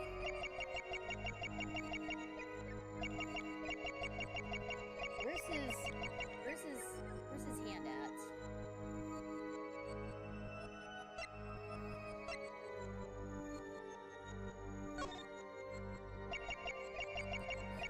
Is there anything in his hands? Doesn't look like it. Okay, so not that side. How about the other side? Where's his other hand at? Okay, you can't see his other hand. You can't see it. What was that? Wait. Wait, I thought I saw something move on his shirt.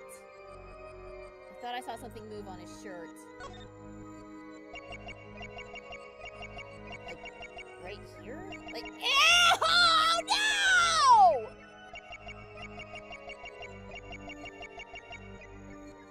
Oh! Come on! Gross!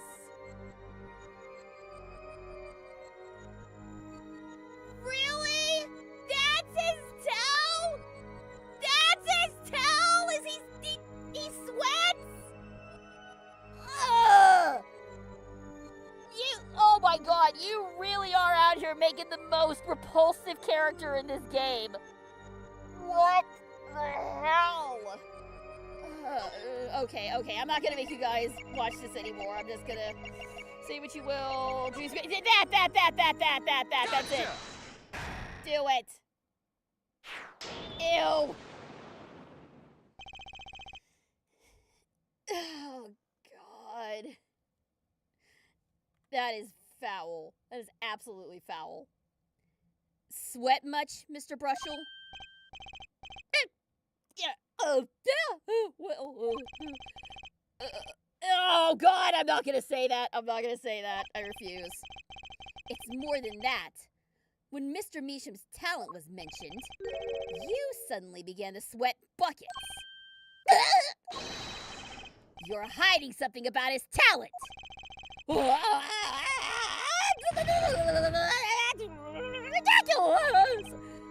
Evidence time. Let's show where Mr. Meesham's true talent lies. It just so happens I have evidence showing the talent mentioned in that letter. It's the fake painting! This painting was found in Mr. Meesham's studio. There are two problems with this painting. The first is that it wasn't painted by Mr. Meesham. The second is that there was another painting in the studio which looked exactly like this one, except it was only half done. Then we have a letter discussing a payment of $100,000, which suggests a certain business operation. The business of making forgeries.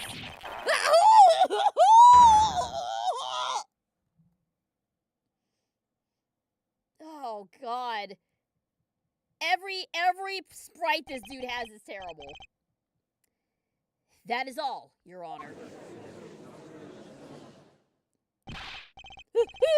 Everyone! Can we keep this private, please? This is my story! My scope! That is a serious crime! Drew Meesham is known as an artist these days, but there were rumors he dabbled in another kind of art until a few years back. Another art meaning forgery? Drew Meesham was talented, all right. Talented in making precise, detailed paints. A fact that certain criminal elements were quick to discover. Criminal elements? You can't seriously be talking about... Exactly. I'm talking about forging evidence. The rumor started circulating 7 years ago. 7 years ago? Wait!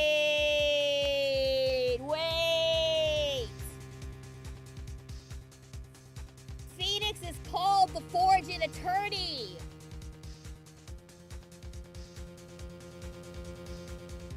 Is this why? Is this... Oh, no.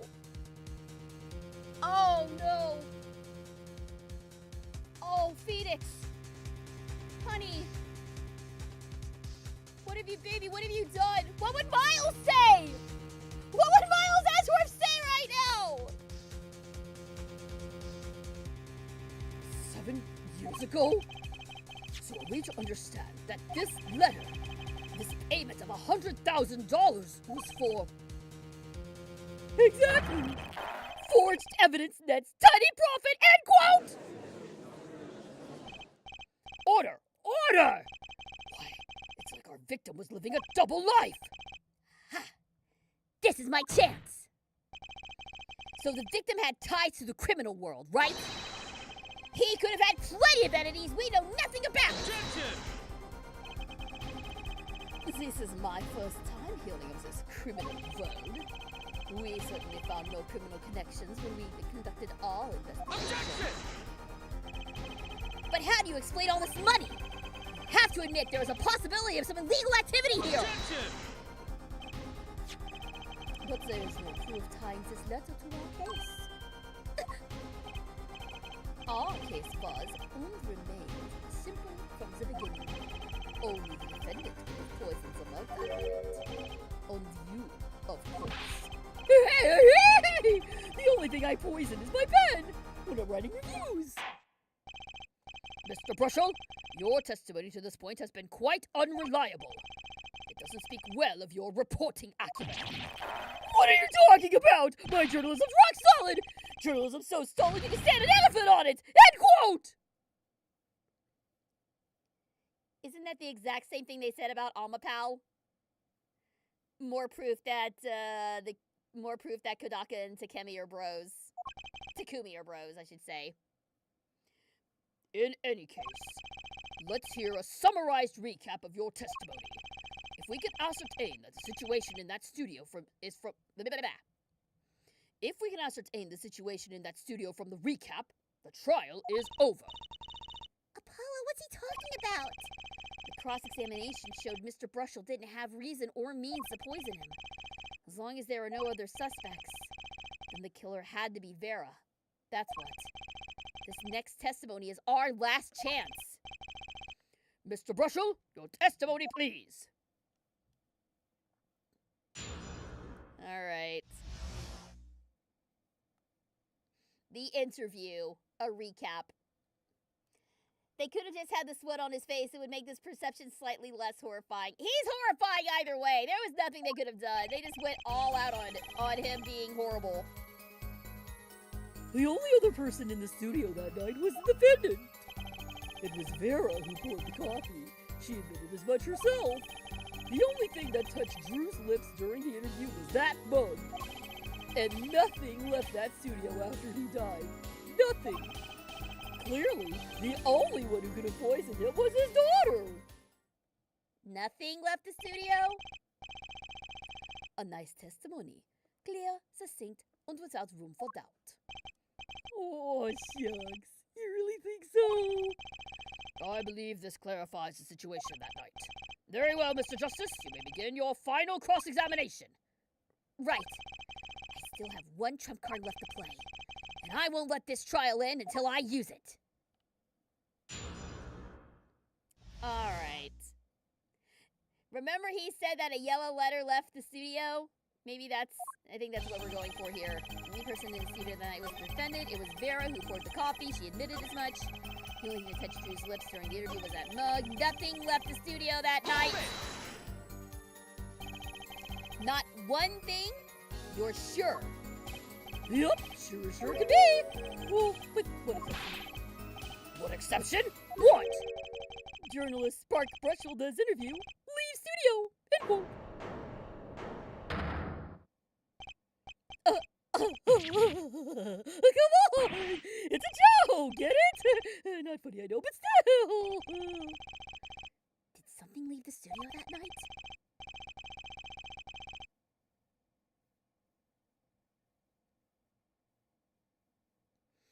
Why does that sound familiar? Where have I heard something like that before? Now that we've proven our witness is a comedian of sorts, I'd like to turn to our defense attorney before returning to the testimony. Do you have any idea what, if anything, might have left the studio that night? Just one thing. I think one thing might very well have left the studio that night, actually. A certain something that has vanished from the crime scene. By which you mean something other than our witness? Of course. Don't tell me. Veneration? Believe me, any comic relief I may provide is entirely intentional. Then let's see what you got for us, Mr. Justice. Well, this thing wasn't at the scene of the crime, so I can't show it to you. But I do have evidence that shows how it could have been taken from the crime scene. It was in the letterbox! This is the only link between that studio and the outside world. A letterbox? What did Mr. Brushel just tell us? When he entered the studio on the night of the murder, the victim had just finished writing a letter. Yeah, I said that, and yeah, it was true. Furthermore, you went on to tell us that he put the letter in a yellow envelope and put it in the letterbox. Oh. But that very same letterbox was empty. In other words, that night, the yellow envelope disappeared! Ah, yeah, intriguing. So an envelope has disappeared from the scene of the crime. Of course, this changes nothing. Huh? He has a point, Mr. Justice. What we're trying to figure out here is how the poison got into Mr. Misham. Is it really important that this envelope the witness says he saw disappeared? Well, if it did disappear, then something did leave the studio that night. That seems very important to me. Very well then. The witness will add this to his testimony. You got it! I still think this fails to change anything, Half-Full-Head. I wouldn't be so sure. A letter disappeared from the crime scene that night. This is exactly the opening I've been looking for. The letter was put in the post from the studio, but I hardly think that matters.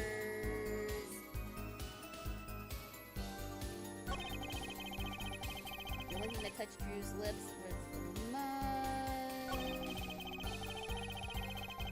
Hold it! Nothing could be more serious than an envelope disappearing from that studio. And you are hiding that fact from us! Yes, well, actually, I don't argue the possibility that a letter disappeared from that studio. But Half-Full-Head, isn't there a much more serious question before us? Right. How Mr. Misham was poisoned, I know. But Mr. Brushell's testimony has changed, which means the facts of the case have too. And what he's told us means something entirely different now, I'm starting to think. Let's keep thinking, Apollo. Clearly, the only one who could have poisoned his daughter was anything that touched Drew's lips during the interview. I got it. I got it.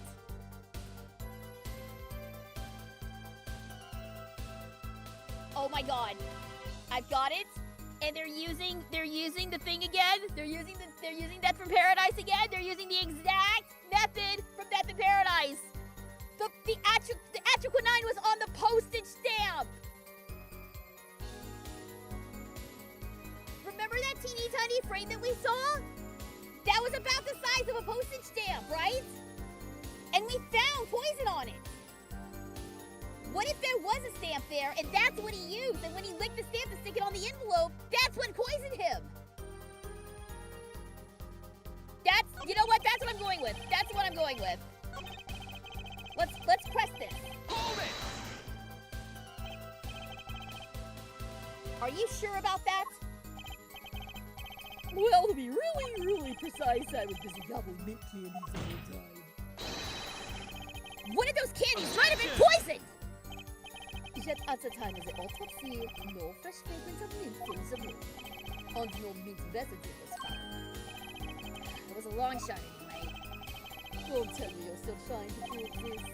You think the victim ate, drank, or otherwise ingested something other than coffee? Well, Mr. Justice, if you have some proof... The possibility is there. I can feel it. So maybe not prove it, not yet. Impossibility isn't going to cut it, not now. Mr. Misham ingested a poison via a route other than the coffee. I think I can prove it. Proof is possible. There's nothing. Alright, thank you. You do understand what we need, yeah? Proof, Half-Full-Head, not possibilities. Of course. And Prosecutor Gavin, I hope you understand. I'm ready to give you that proof. What did you say? I have proof of the disappearing envelope. I saw him writing a letter. I did! Which was picked up by the mailman, I assume? Of course. Which means that envelope had a stamp on it. Oh! As we all know, stamps come with dried glue on the back. In order to use the glue, you have to wet it by licking the stamp! They're doing the exact same thing! They're doing the exact same thing! They're Death in Paradise! Somebody died! Death in Paradise! No one left talking to actually mix stamps at this day. Objection! Even if you wanted to talk to him, you couldn't. He's dead after all. Objection! Okay, so he licked the stamp. But wait, How does that explain the atropine on the rim of the coffee mug? If he lit the back of a poison stamp, the poison would get on his tongue, yes? What would then happen if he put the coffee mug to his mouth? Those traces on the mug weren't the killer's doing. It was the other way around.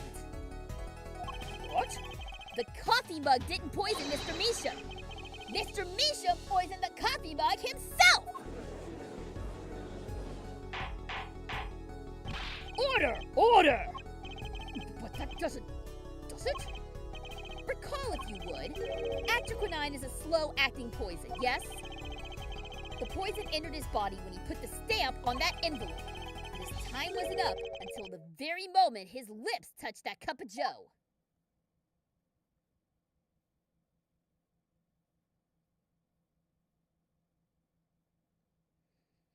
He's figuring it out! Do you have something to add, Mr. Brushel? Uh-oh. His nose is picking up another scent. As I believe I mentioned earlier. Well, that's the thing, see? After he put his letter in that envelope, Mr. Meacham sat there searching his desk drawer for something.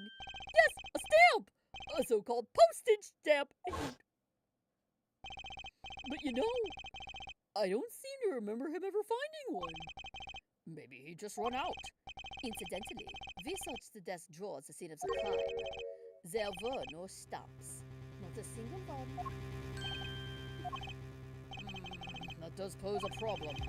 How will you prove that the stamp was coated with poison? Actually, I'm glad no other stamps were found. It makes proving the stamp he used was poison possible. Good show, good show. You can't even prove there was a stamp at the scene in the first place. Well, let's see what the defense has to say anyway. Where's your evidence that proves the existence of this poison stamp? The teeniest, tiniest little piece Well, that certainly is a cute little frame. And by little, I mean really little. It was on the victim's desk, Your Honor. Quite empty, as you can see for yourself. I noticed that too during my inspection. So what? Apparently, you weren't as observant as you should have been. You see, when you saw this frame, it was missing something quite important. Missing something? Yes, a pale bluish stain on the inside of the frame. Atroquinine residue! What? Why wasn't I told about this? The frame is only 2 inches square. The face of the frame is even smaller. Maybe an inch wide at most. You aren't saying. Oh, but I am. Tell me, what fits in such a small frame? A commemorative stamp, perhaps? Order! Order! Poison stamp was in this frame? Impossible! Prosecutor Gavin! Why would he put something like that on his desk? Don't tell me he had it there just so he could commit suicide if someone struck! You know, can I say something? I had a thought, see? What, Mr. Brushel? And please stop jittering around like that! The victim was a forger, right? There's a lot of money in that line of work. Forger forges friends, makes enemies too, end quote! So the poison stamp might have been a murder weapon aimed at him. Objection! Oh, here we go.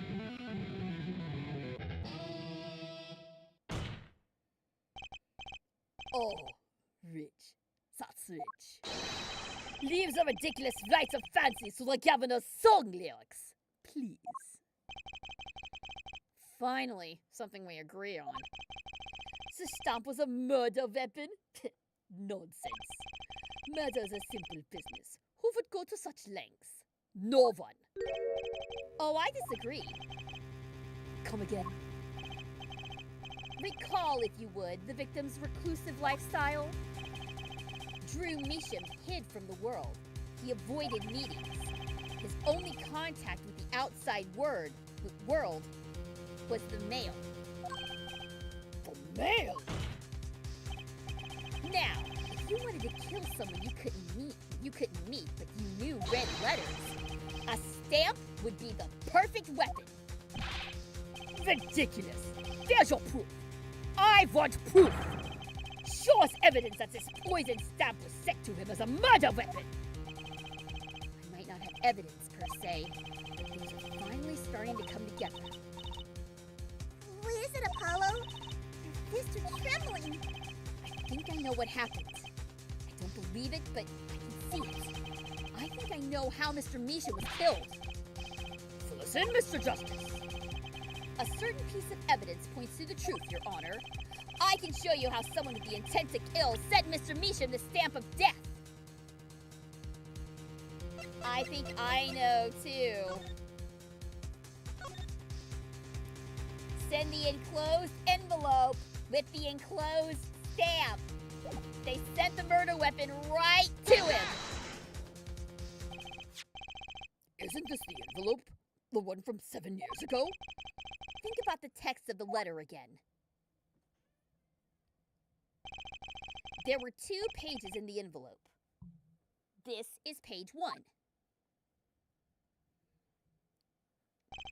And this is page 2. I want to draw your attention to one phrase in particular. Send in the enclosed envelope with the enclosed stamp within 3 days. The enclosed stamp, Your Honor. Oh! In other words, if I have it straight, the stamp! Poison on the stamp! Lick, gasp! Don't ever use that headline. Now, what if he had done exactly as the letter asked? He would sign the document, put it in the envelope, and put the stamp on it, right? Then he would put it in his letterbox. 15 minutes wouldn't have elapsed between affixing the stamp and mailing the letter. But the clock started ticking, and when the time came, he drew his last breath, and the murder weapon would be taken away from the scene. Quite conveniently, thanks to the postal system. Ah, here we go again. He's really using that song. Such a splendid imagination you have, Herr Forehead. Let me confirm one thing with you, if I might. So, this poison stamp was inside the envelope from 7 years ago, yeah? Is that what you would have us believe? Really? Well, It is a little bit of a stretch, but there's a possibility. Yeah, a very small possibility. How small, I wonder? A poison stamp in this envelope. A stamp that then became the murder weapon. How do you intend to prove this seeming coincidence? Well, it was 7 years ago, and we don't even know who sent that letter. And your answer is silence, I see. Very well. I move to... It's not nice to pick on the Fraulein, Clavier? Who? What? Ah! What? You? What? Wait, why was there a Kristoff jump scare? Hey. Get out.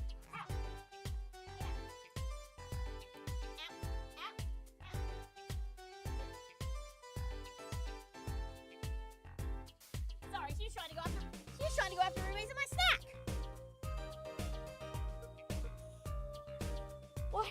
Why was there a Kristoff jump scare? Why? Emma! Well, like my Kristoff Gavin impression? Did I sound like him? Don't quit your day job. Don't you have a crime scene to be looking after, Fräulein Detective? Well, someone had to come dig you all out of this mess you're making of this case. Mess? You know, none of this would happen if you just trusted in science a little more. You can find out if that stamp was in the envelope easy. Care to explain yourself, Fräulein Detective? Glare at me all you want, but science is totally on my side. It's all in the residue, right? That's right! The poison detection spray! Produce the red envelope at once. You can open it on the authority of the court. All right. Let's see here. There we go. Bingo!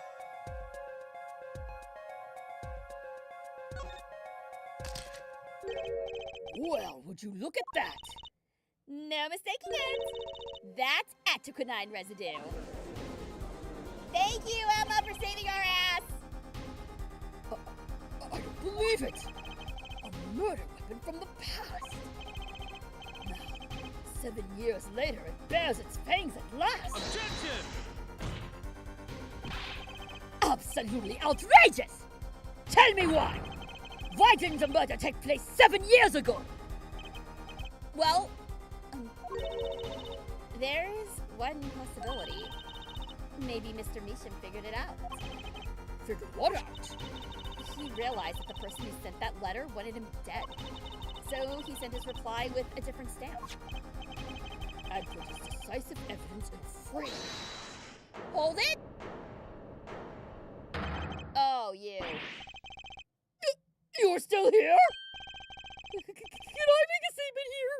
On the record? I, Spark Razortooth Bushel, claim this scoop is mine! Drew Measham killed in cold blood by sender of 7-year-old letter, end quote. Maybe something more succinct. Star falls after 7-year delay, end quote. Order! Order! I see no room for further argument here. Though I admit, this is all coming as quite a shock. To think that the murder weapon reached his mouth after 7 years. Stab this ticket straight to afterlife! End quote! The witness is a bad influence on our judge. I see no need for further debate on this matter. The sender of that letter 7 years ago could hardly have been our defendant. Apollo! I think we just won. Very well. This court finds the defendant. We still don't have an actual suspect, though. Is this the bright future of our legal system? Prosecutor Gavin? A ticket to the afterlife from 7 years ago? Tickets for Gavin are sure invalid after 2 weeks. But it doesn't make sense any other way. It boggles my mind that so many people haven't noticed this.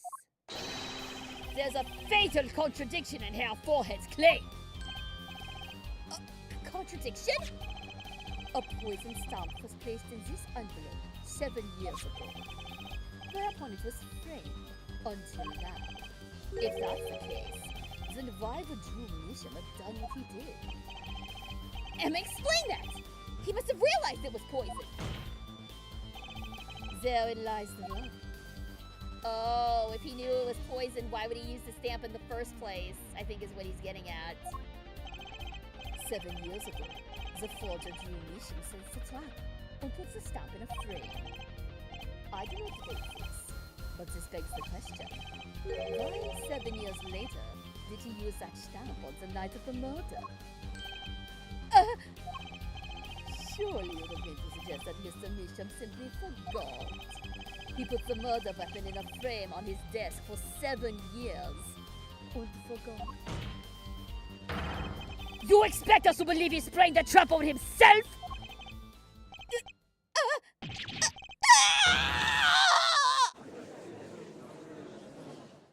Crap! He's got a point. While I admit this is all quite shocking myself, it does seem highly unlikely that he would fall afoul of a trap that had been sitting on his desk for 7 years. Apollo!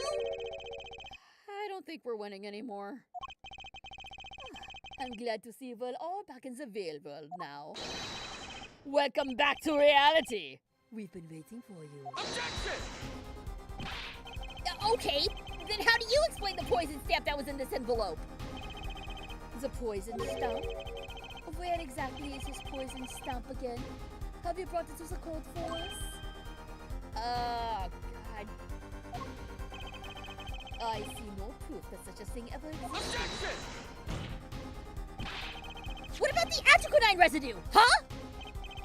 Oh, I agree. There does seem to be atriconine residue, but therefore, it's certainly no stamp. Damn it! Yeah, but even if your precious poison stamp did exist, Drew Misham would have never used it. That is all.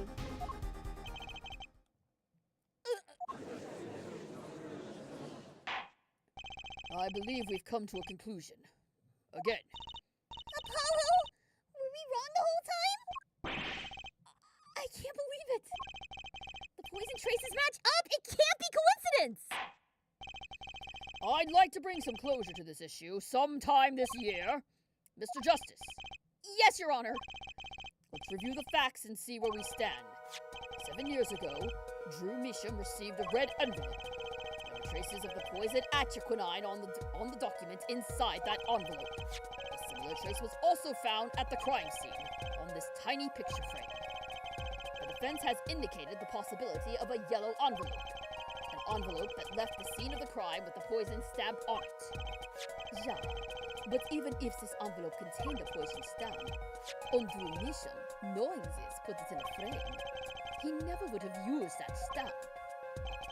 I'm afraid you're right, which means there is a fatal flaw in the defense's case. I haven't been on the wrong track this whole time, I'm sure of it! The traces of atriquinine, the envelope, the frame, and Drew Misham's mysterious death. They're all connected somehow! Well, Mr. Justice, do you have a conclusion for us? The defense stands by its case, Your Honor. We've seen that the logical outcome of this evidence makes no sense, which means that one of our clues must be a fake. Ah, a fake clue. Fascinating. And if we find this fake, your wild fantasies will prove quite reasonable, yeah?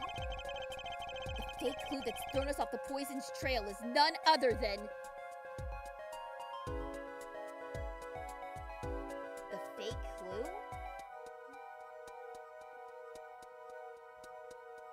maybe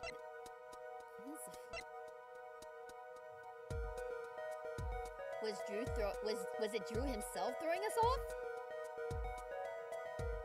Usually it's the most out there thing, right? The most out there thing I think of is that the murder victim himself has been throwing us off this whole time. I'm gonna save, just in case I'm wrong on this.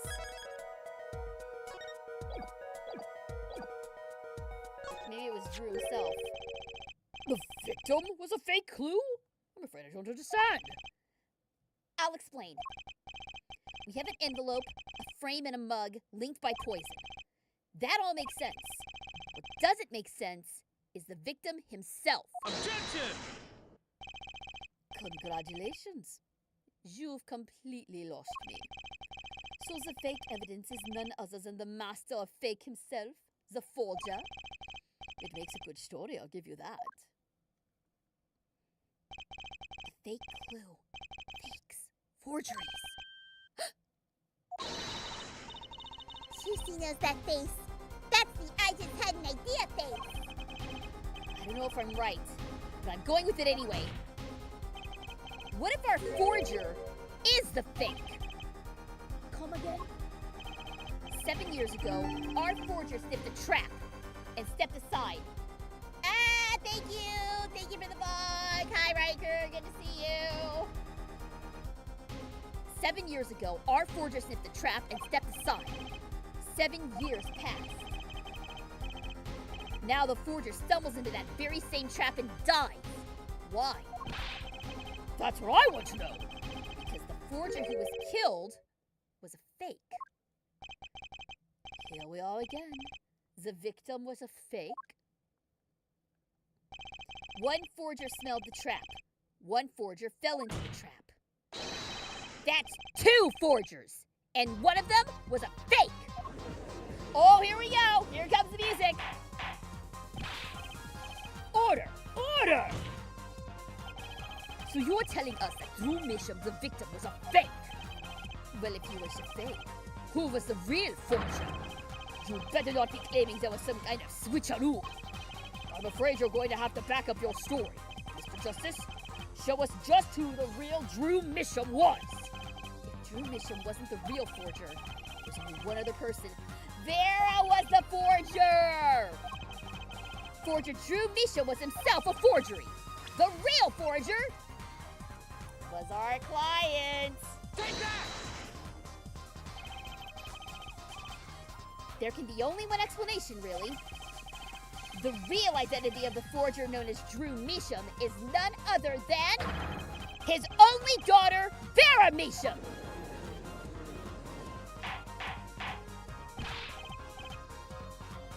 Order! Order! Mr. Justice! This is going on a little even for you! He kind of agrees. Vera, a forger? Let's consider it before you write it off entirely. If you look at the paintings in the studio, one fact becomes quite clear. Forgery has been taking place in that studio for quite some time. The forger wasn't caught in that trap 7 years ago. This can only mean that the one who was caught in the trap wasn't the forger. Well, actually, that does make a certain kind of sense. One more thing! Hi, Columbo. Only 2 sets of fingerprints were found in the forger's studio. Drew Misham's and Vera Misham's. If we know that Drew Misham wasn't the forger, that leaves only one possibility by process of elimination. The forger was Vera Misham. Well,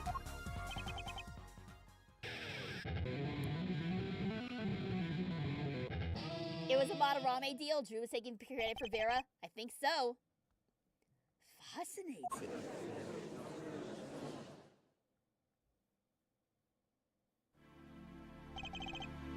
Vera Misham, you've been paying attention to the trial so far? Let's just ask her and be done with it, shall we? Who are you? Who is the forger? Drew Misham? uh-oh, she looks scared. Was that an expression of emotion I saw on her face? She's staring holes in the prosecutor Gavin's face. I'm used to being stared at by Fräuleins, believe me. Though they usually talk to me too. Tell us, were you the one who forged those works of art?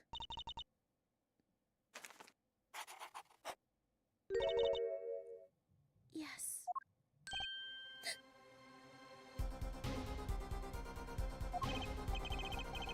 So the forger, Drew Misham, was...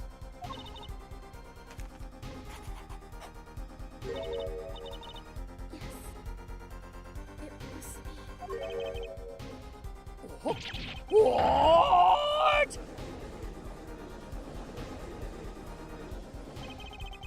The court was in an uproar, and it wasn't coming down.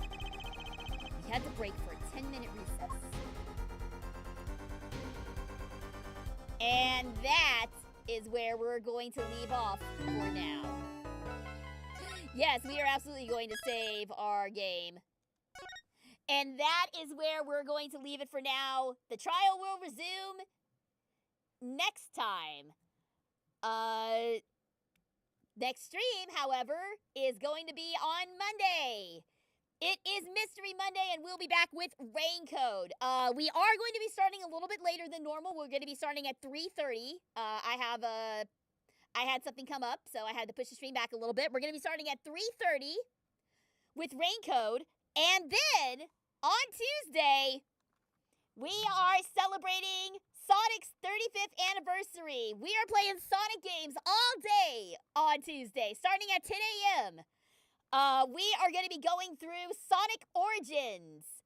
So we're going to be taking a crack at all 4 of the classic Sonic games. And then, in addition to that, we're also doing a community Sonic Racing Crossworld stream later that afternoon. You do have to be a member of my Discord server to participate. So if you are not a member of my Discord server, you can join that by finding the links on my Twitch channel or on my YouTube channel or right here in the chat. We've also got the finale of Date Everything for really, really real this time, I hope. as well as P5 Royal and possibly Danganronpa. We'll see. We'll see. But fingers crossed that we get some Danganronpa this Sunday. But for now, that is going to do it. And why don't we go ahead and do a raid today? I believe a friend is on right now. Let me just double check. Yes, our friend Tyree is on right now, and she's playing Kingdom Hearts 3. So let's pop in and say hello to our friend Tyree PT. So get those raid commands ready, guys. If you're sticking around for the raid, stand by. If you're bouncing here, thank you guys so much for tuning in. The SCG Detective Agency is officially closed for business. Take care of yourselves, and I will see you Monday for Rain Code. And Raiders, stand by. We are raiding.